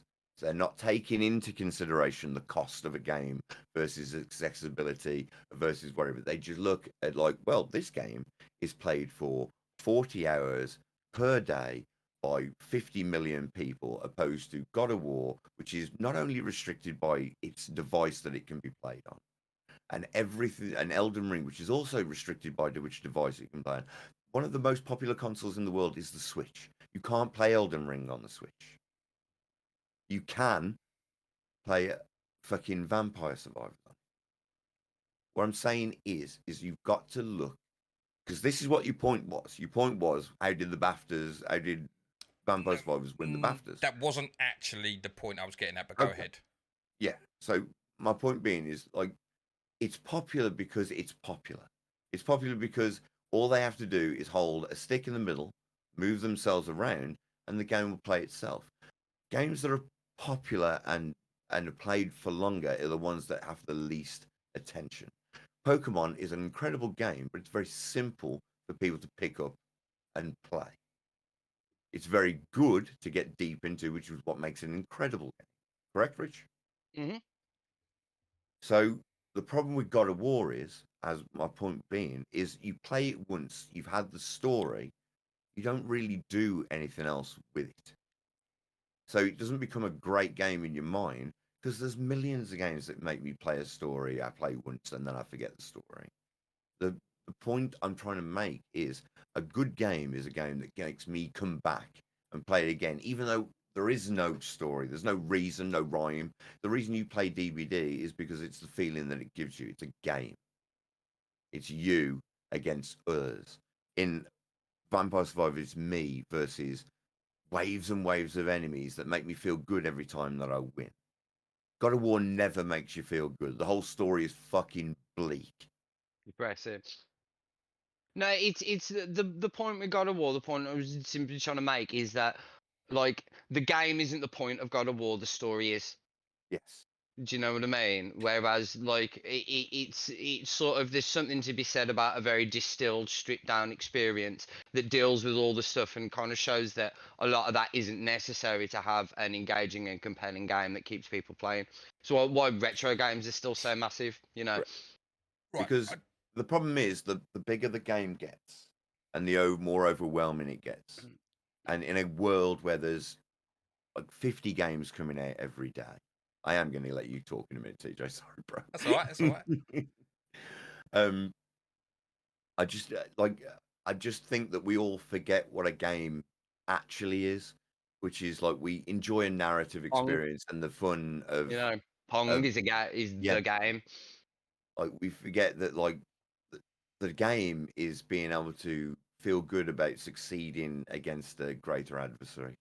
That's why Pong was good. You were against somebody, and if you could beat him, you felt good. That's why Tetris is good, because if you can get loads and loads of lines before you fill the screen, you feel good. It's the endorphins that you get off. Now, God of War only gives you endorphins on boss fights, really, because all you're doing is, I'm beating a boss, I finally beat him. Elden Ring is a better example simply because it gives you great endorphins every time that you progress. Discover somewhere. There's a lot of, you know, a lot of joy to exploration. My thing is, like, it's quite similar to how indie games have got so big, and I think it's because I think the bigger and more complex a game gets, I think the mechanically worse they all tend to be. So Elden Ring is mechanically the best sort of feeling any Soulsborne game that has sort of existed, but does it feel as tight as Dead Cells does? Like, no, it absolutely doesn't. I think the more you strip away the game, the tighter it is as a game, if that makes sense. Yeah. TJ, sorry. Yeah. Give us all your points now. Sorry, mate, I'm done. We kind of got off because, like, I'm not even. Like, the BAFTAs was the catalyst, right? But I'm not talking about it as the BAFTAs. I'm just talking about in general, for it to win a best game, it shouldn't be there. I forget award ceremonies. I should have made that clear, right? Yeah. It's not the best game of the year. It's not the best for me. Not, and it can't even be construed in the category of all the games. Like, these people, like, for whoever voted on this, what's really thingy here is the Viewers' Choice Award. EE Game of the Year, which is voted for by gamers, us, it's not even in the running. It didn't even make. That was Elden Ring, God of War, Forbidden West, Horizon, Immortality, Marvel Snap, and Stray. God of War Ragnarok won it. So voted for by gamers, it doesn't even make it in there. Right? My argument very here, universal. My argument was that was just the fact that the voted for by fans should be the benchmark, right? Because it's voted for by the people that play it, but it's not. Obviously, Game of the Year is done by the people who run the BAFTAs, so that's the administration, or not the administration, the committee, let's say, who, like I say, might never ever play the game. I don't know if they've got a different gaming committee to TV and film committee. This is all speculation. And I don't. And if they have looked at that and said, and it's won it because of the numbers it's done, that does come down to the fact it's a £4 game. I'm sorry, it does, because it's more people can buy it. More people can buy it than can afford Elden Ring, let's say, right? But anyway, you can't deny that because of its accessibility as a £4 game, and it only really requires one control. Yeah, it allows lots of people to play a game. I'm not saying, I've never said it didn't. Like I say, I've not played the game. I see the game has its merits and everything. Yeah. I just don't feel that you can put a game like Vampire Survivors as Game of the Year. Like, forget what organisation does it to put it there. And I would say that I was just looking through the rule book for accessory entry process and all that. For the fans to have not even put it there put it in the final, 6 games, speaks volumes. And the fact that God of War 1 kind of proves my point a little bit. All I will say in terms of the fan voting thing is, if that's the case, then you have to ignore every list pretty much that's ever won at any award show, because especially comic books, stuff like this happens very frequently. I don't, so I don't think you can use that as a judge on whether it. I don't see how you could say it doesn't deserve to be there because of almost a personal bias, because it's like mechanically, I don't know, I've not played it, but mechanically it does everything that it sets out to do incredibly well, and I don't think you can ask any more of a game than that. Because it's not, you're saying you're competing with like God of War or something, but it's not trying to. It's not trying to be a blockbuster. It's trying to do something very simple and keep its players engaged on a very continuous basis, which it sounds like it's achieved very, very well. So just by simply nailing its target aims, I think it has every right to almost be there. It does, but what I'm saying, I look at it like you could say you look at You're right. Any award ceremony, you look at the Oscars, there's always a political reason, let's say, behind it. There could potentially be political reason behind the BAFTA, who. Let me put this into the mix. Who made the game? Let me put this into the mix about Vampire Survivors. The law master is Stephanie Jim Sterling. So that's okay. So there probably is some. And Jim Sterling is very well known within the gaming community. So that is an unfortunate thing to hear, because that probably does waylay some very political. Because I could argue, I could literally die on that hill, even in terms of the fact that I've not played the game. I could die on that hill in terms of it sort of has whether it deserves to win or not is sort of irrelevant, but it certainly deserves to be in the running. Not so much if it's done it due to make a political thing, but then that's conjecture. So I can't really comment. It's the thing with all awards and anything like that. It's we don't get to see behind the curtain. And that was my kind of thing. I probably should have made it clear that I wasn't aiming this at why BAFTA gave it. It was just in general, I don't feel that is Game of the Year. I don't understand. I get it, and I get in the pantheon of great games this year, it can stand on its own 2 feet in that regard. Yeah. But when we're talking best game, I for myself can't see it. I can't overlook, and I'm talking I say, I've only played Stray on that list, and I loved Stray. I think Stray is a phenomenal game. Everything about it is great. I really need to play that. and like I say, I've played the first God of War. I haven't played the second one. I haven't played Elden Ring. It's not my type of game. I haven't played any of the Dark Souls or anything like that. But just in seeing and listening to how people have waxed lyrical about the game, like it's, you know, I don't see that same connection from people with Vampire Survivors. See, I would argue in terms of say I can't talk about Vampire Survivor because I genuinely haven't played it. I've only seen Jay play it. Yeah, I'm playing a lot of Dead Cells at the moment, and in terms of like as an experience, Elden Ring, this is something I talked about quite frequently with Jay. Like I'll pick BioShock for an example. BioShock is an undoubtedly, you know, it's a well-revered game. Everybody fucking rightly talks about it. Incredible narrative.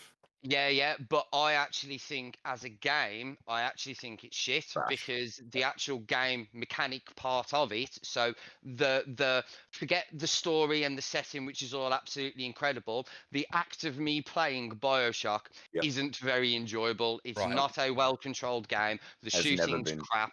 And people will go, it's not a traditional shooter. It's not, you know, it's a very story-driven experience. However, the way you interact with the environment and the main thing you do in the game is via shooting, and it's crap, you know. So from a mechanical perspective, it is a bad game. However, I still recommend it to people, but I sort of cravat it and say it's an incredible experience.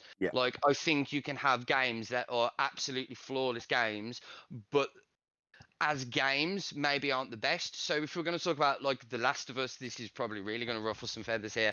So like the Last of Us is, you know, widely regarded, gets all the praise for its setting, its storytelling.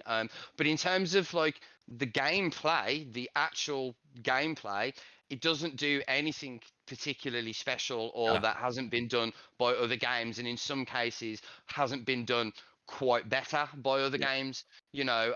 But it's one of those cases where, because gaming's a funny medium, because when it started it was purely based on the gameplay mechanics. How does a game feel? How does it control? What's the challenge? Whereas now you have all these extraneous other things. So you have a good story, a good setting, a good plot, good acting can actually pull up something that is, as a game, fairly mediocre. If you get what I mean.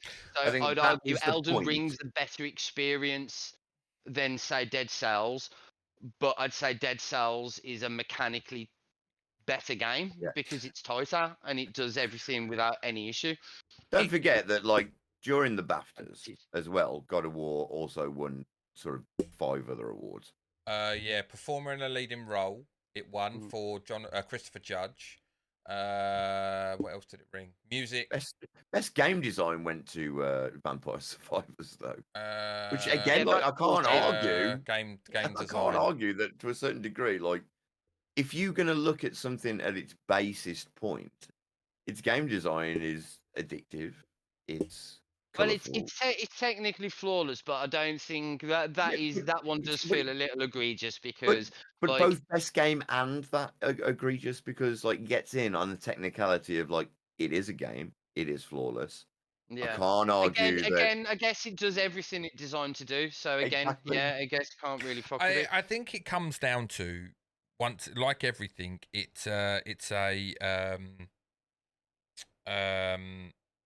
your personal preference. Like, I would much rather play a Last of Us than I would a Tetris. Yes.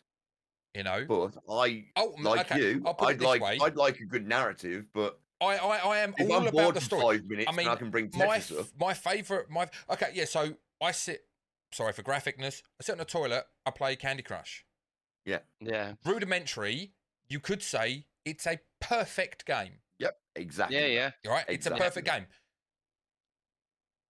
But I would never put it anywhere near anything. If, like you said, like greatest games you've ever played, well, it's perfect, but it's nowhere near.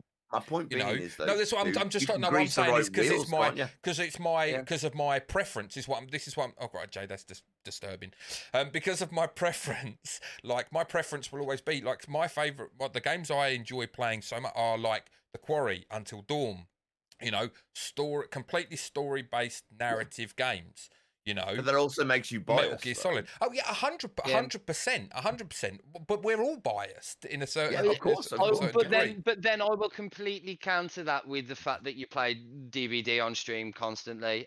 In much the same way that I say I much prefer single player. But the Unlike game's you, not I would much rather perfect. take. The game's not Oh, perfect. no, it's I not what like he's the saying. He's not challenge what he's saying. aspect. Yeah. The reason I play DVD is because it's a challenge aspect, me against other people. That's Exactly. That's. But yeah, like I was gonna say, in terms of like much like yourself, I've always been narrative is the big thing that's always drawn me to video games, just because of the simple fact that game can tell it in a way that no other medium can. It's fascinating, especially looking where it's gone and where it is. You know, it's amazing to see. So I say this, so I would say, yeah, I would much rather take The Last of Us over some little indie game. But then you look at my in-game clocks, and I guarantee you, I've spent 3 times the time on Dead Cells than I have on The Last of Us. See, because I played it through once.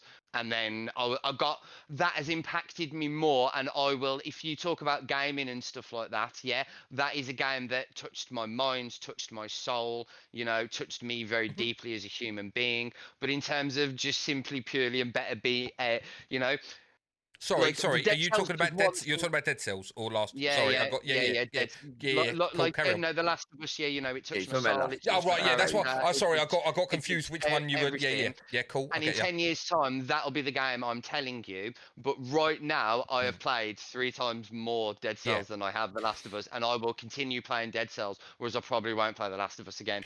You know, I will just caveat the DVD thing. But I only play DVD on stream because like I don't play DVD. I don't play because I have this thing with stream. Like it's the perfect game for me for streaming for the community. Like it's what got me into streaming. I have a real difficulty playing a single player game. I get immersed in the game, and I'm really bad at ignoring my community. No, so it fits. Like I enjoy DVD, but I don't play it off stream. The only times I play, if I didn't stream again, I would. If I stopped streaming tomorrow, I'd play DVD off stream. But I get what I need from the game while streaming. It serves 2 purposes. Whereas I play my solo stuff off stream for the most part because I feel it's the same as like Deceive Inc. Deceive Inc. for me is a perfect game to stream. Games are 20 minutes, they're quick, they're done. I can communicate. There's pauses in between the games, the lobbies you go and sit in and stuff for 5 minutes. And it's like I can't do that because of the way I I lose myself in a game. So it's to the detriment of my stream, you know. I have 2 very distinct I want a game mindsets, and one of which is sometimes I want the exactly what we're talking about with things like God of War, with Elden Ring. I want the grand epic sort of adventure, you know, where it's where I get something from it, you know. It's, you know, like film. I won't watch shit films because they don't have a point to make. I'll only watch film if they're trying to say something, you know. I want the games to make a point. I want the story to make a point. Or you know, the environmental storytelling, something.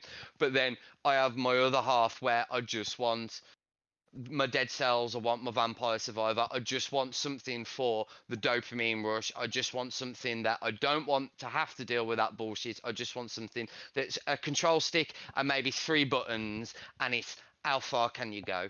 You know, the only challenge is like, can I beat your previous? My last sort of I get that.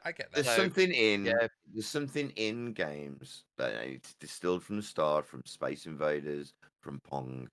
We're seeing your high score go higher. It's just a rule. See, I think that's. Sorry, go on, Rich.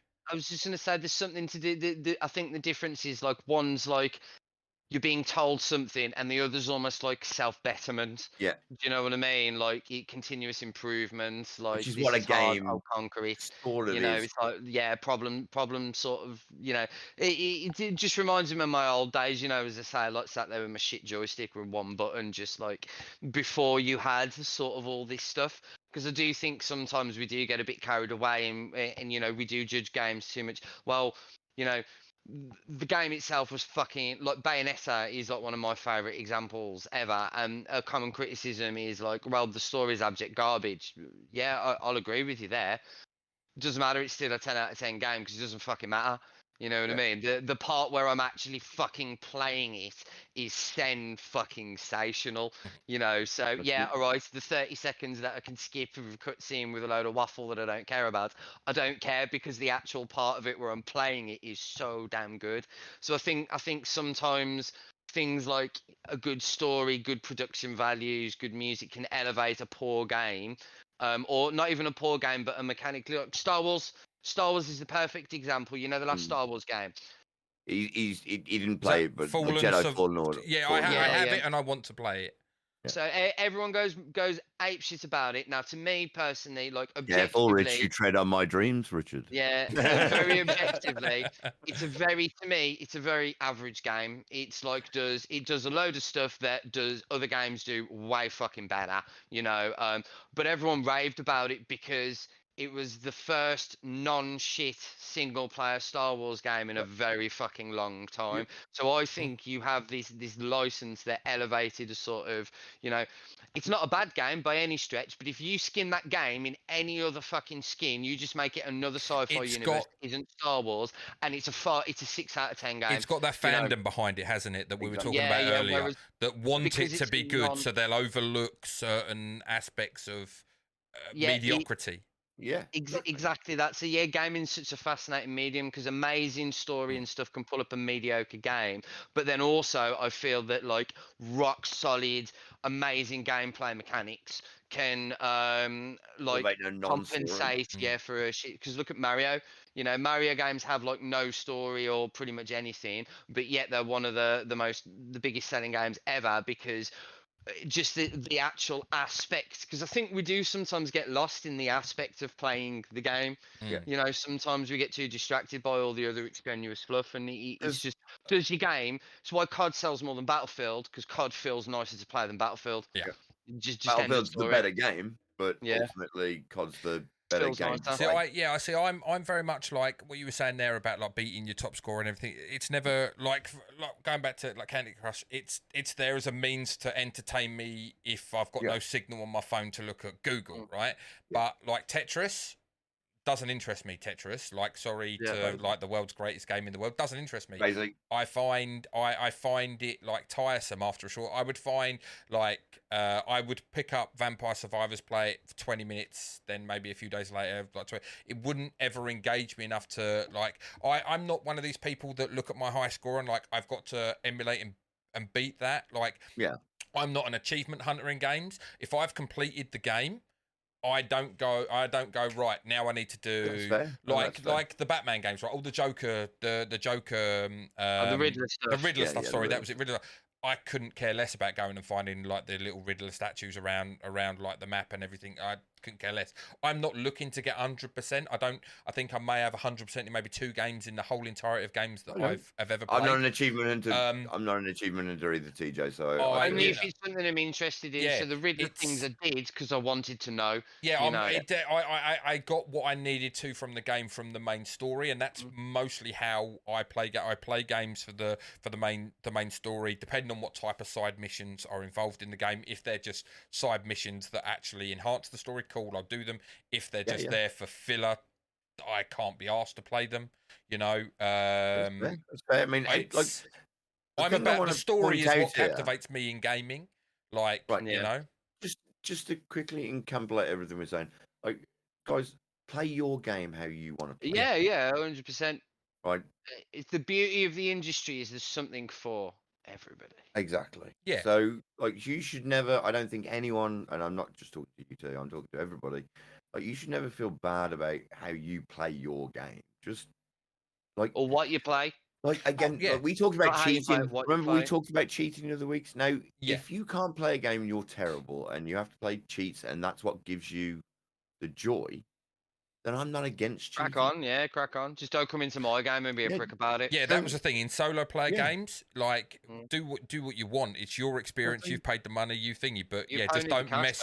Don't mess with other people's experiences. Yeah. Exactly, because like we've always said the same thing here, which is like, look, everyone's like definition of fun is different. Like I like putting a It's popsicle. No, I'm not going. No, It's it's been a fascinating, it's been an absolutely fascinating discussion, man. Because my internal monologue's going crazy. Because like, obviously when we're discussing a TJ, I'm thinking like, I don't know what constitutes a game to me. Yeah, Do you Yeah. know what I mean? And I think that's a very, That very was important that question. was the And thing. I just looked at Vampire Survivors and I was just like, Yeah. I can't compute. And it isn't that it's £4. It's because I've seen the game. If I hadn't ever seen the game, it's like a Vampire Survivors one. Oh, cool. Never know, don't know what that game is. But the fact I've TJ, seen for one, you if play you've it, never seen a game, you've only got to ask me and go. yeah. "Have Well, you played this?" I go, saw "Yeah, you play probably." it, and I was like, oh, okay, right, yeah, cool. It is what it is. It serves that purpose. To me, it would serve the same purpose that TJ, you witnessed it Candy almost Crush. put me to sleep. Yeah, I was like, here you go. He's having a he's literally like his eyes were like crossing over like this, and it was like Yeah. seizure induced. I even said to you, Yeah. I even said to Jay, like, I've had to put the phone down. I'm writing messages, but I've had to put the phone down because I can't watch the game anymore. It's doing my eyes in. Like, it's just too frantic, frenetic, too much going on. It's like in the eyes. Yeah. And that's probably another reason why I'm like, how can it be game of the year? It's probably like killed half the 'cause population of people that played it. They're all like fucking, they're all like dribbling. One episode with the Porygon in, man, and just killed half the they're people all just, on the page. they've just. That's it, yeah. No, I am. Halloween 3, I'm but with fucking literally- video yeah, games. Oh.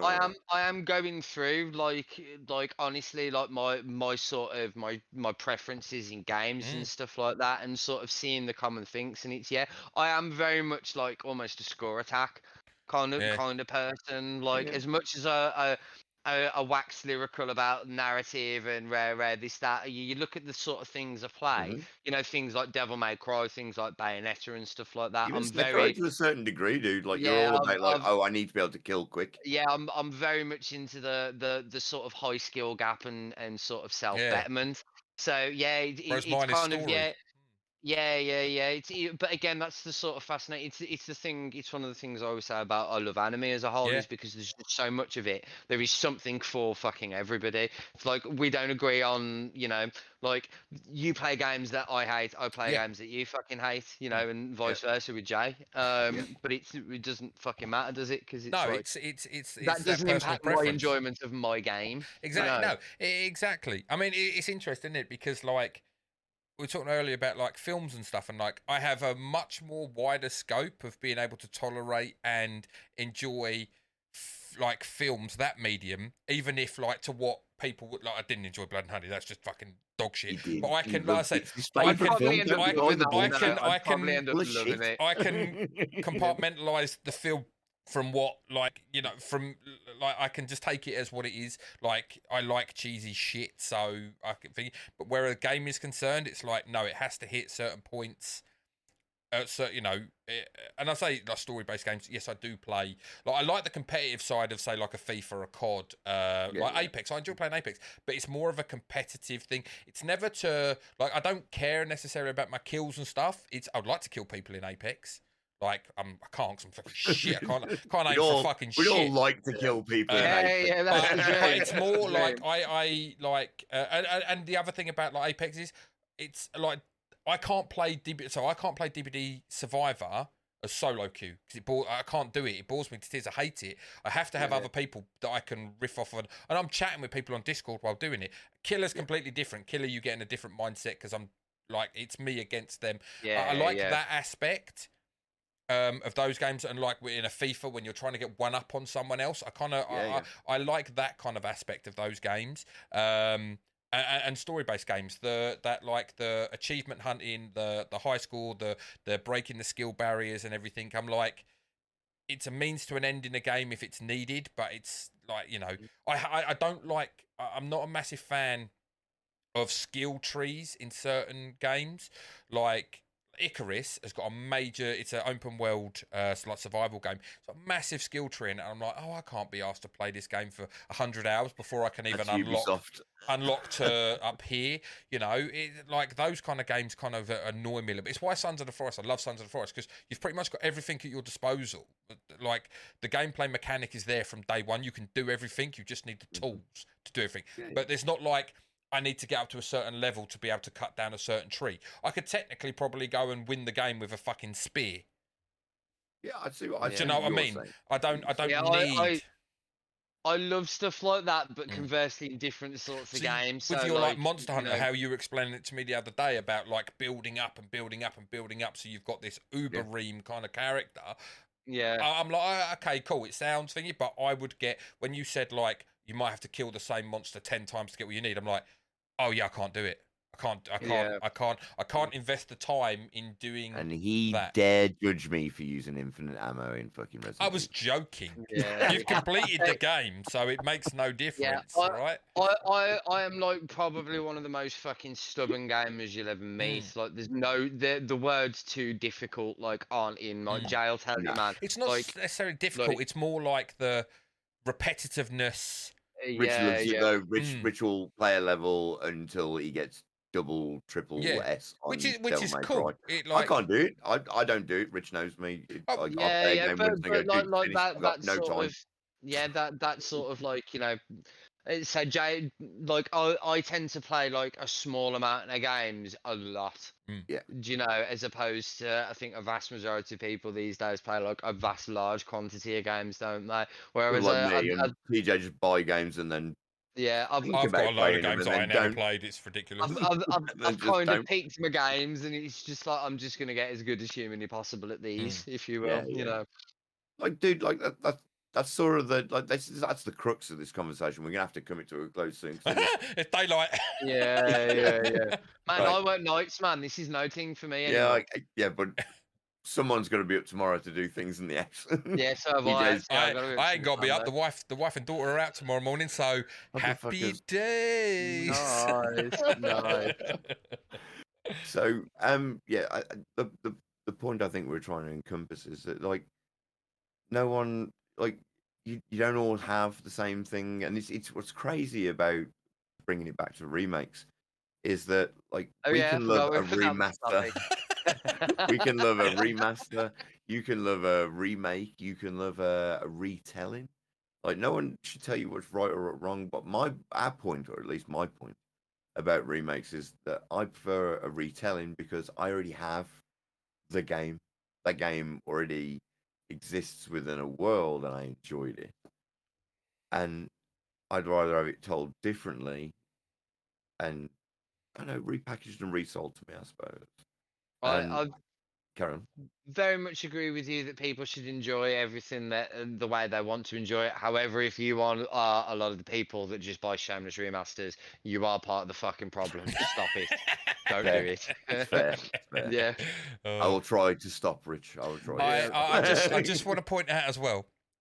So, for a little bit of background, before we ever started doing this is for the listeners. We spoke about how me and Rich were combative people who may well disagree on quite a lot of things, and this was the whole premise.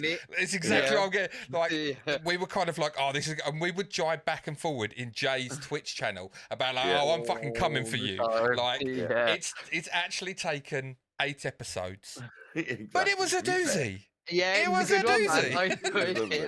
I had a whale of a time, man. But we love each other, really, people. Yeah, we do. Like guys, I only stopped them because I was like it's gonna get fucking teacher Jay over there, headmaster Jay. Yeah. Did you like the fucking chilled, like passive aggressive, borderline condescending tone? Like, yes, Jay.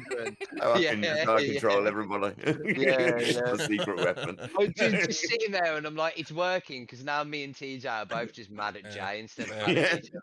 Jay's like, fuck, where's the volume button? Because Katie's probably going to hear him through my headphones. They're so fucking aggressive. Unfortunately, Kate would have got the brunt end of that, which was like, should have come on and gone, Kate, you need to fuck off.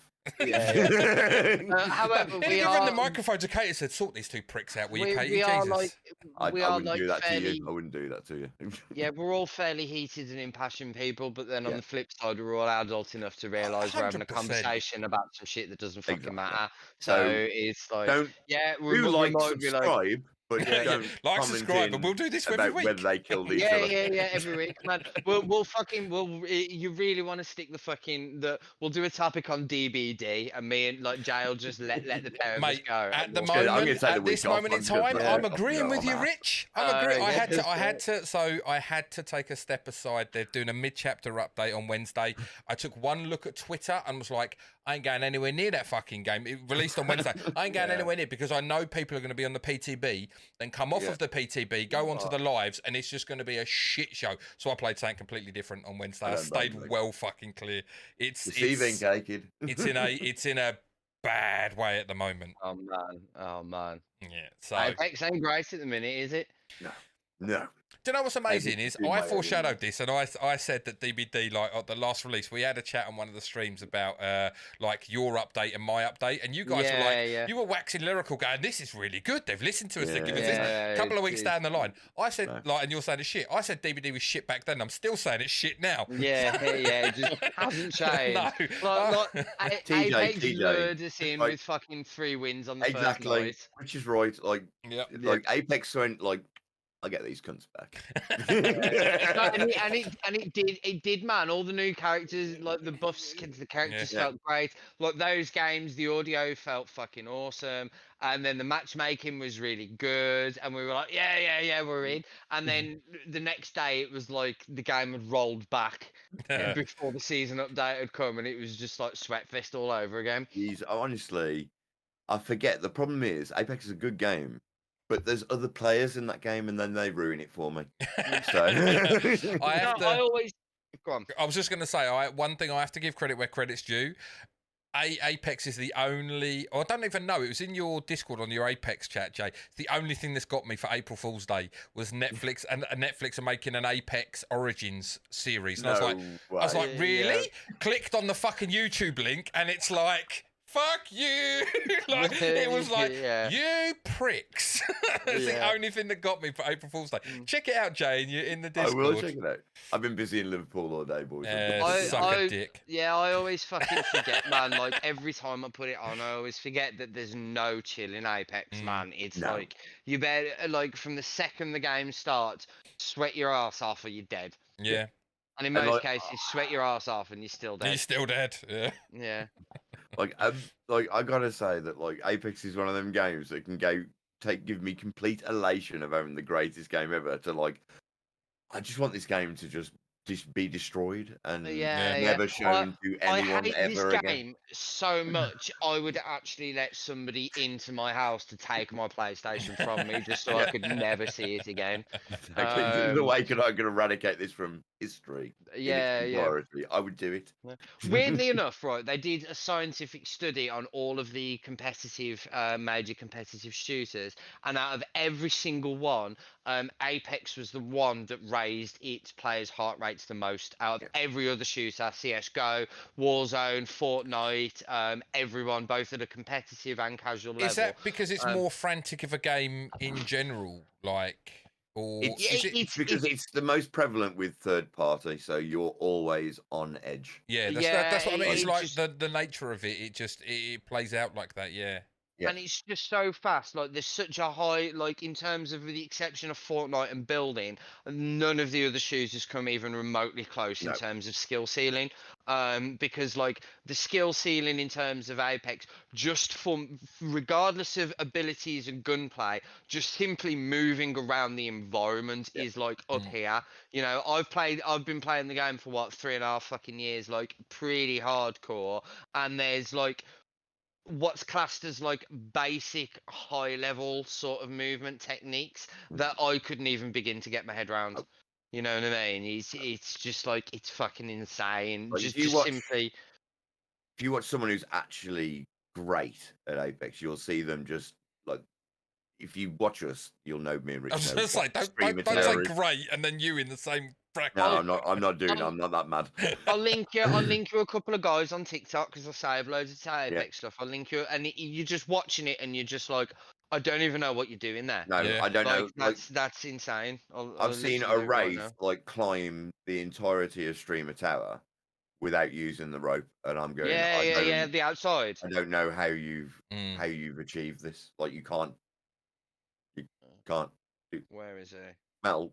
It's mad, isn't it? There's always that, like in the games, you think like, oh, I'm pretty good at this game, and then you'll see like a TikTok and someone will pull off some move that you're like, I'm not even sure I could do that if I knew how to do it. I just don't install the game, TJ. I don't even fight it anymore. No, I'm right. Uninstall. It's like these little spins, tricks, flicks, and you're just like, Where's the third hand that they've got to do this?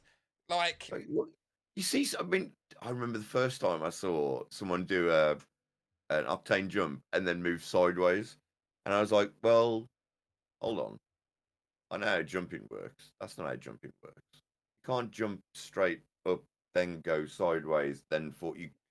That's not how jumping works. Yeah, I've sent you a TikTok and Discord, TJ, Oh, cool. like for your perusal later. Right, guys, I think we're gonna have to bring this show to it's rather late because longest one yet.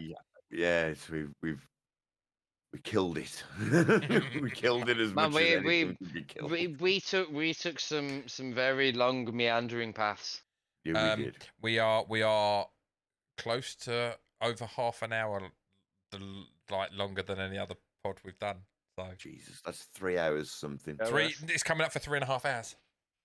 Oh wow. Right, okay, we are gonna have to close this off because no one will ever listen to this pod ever.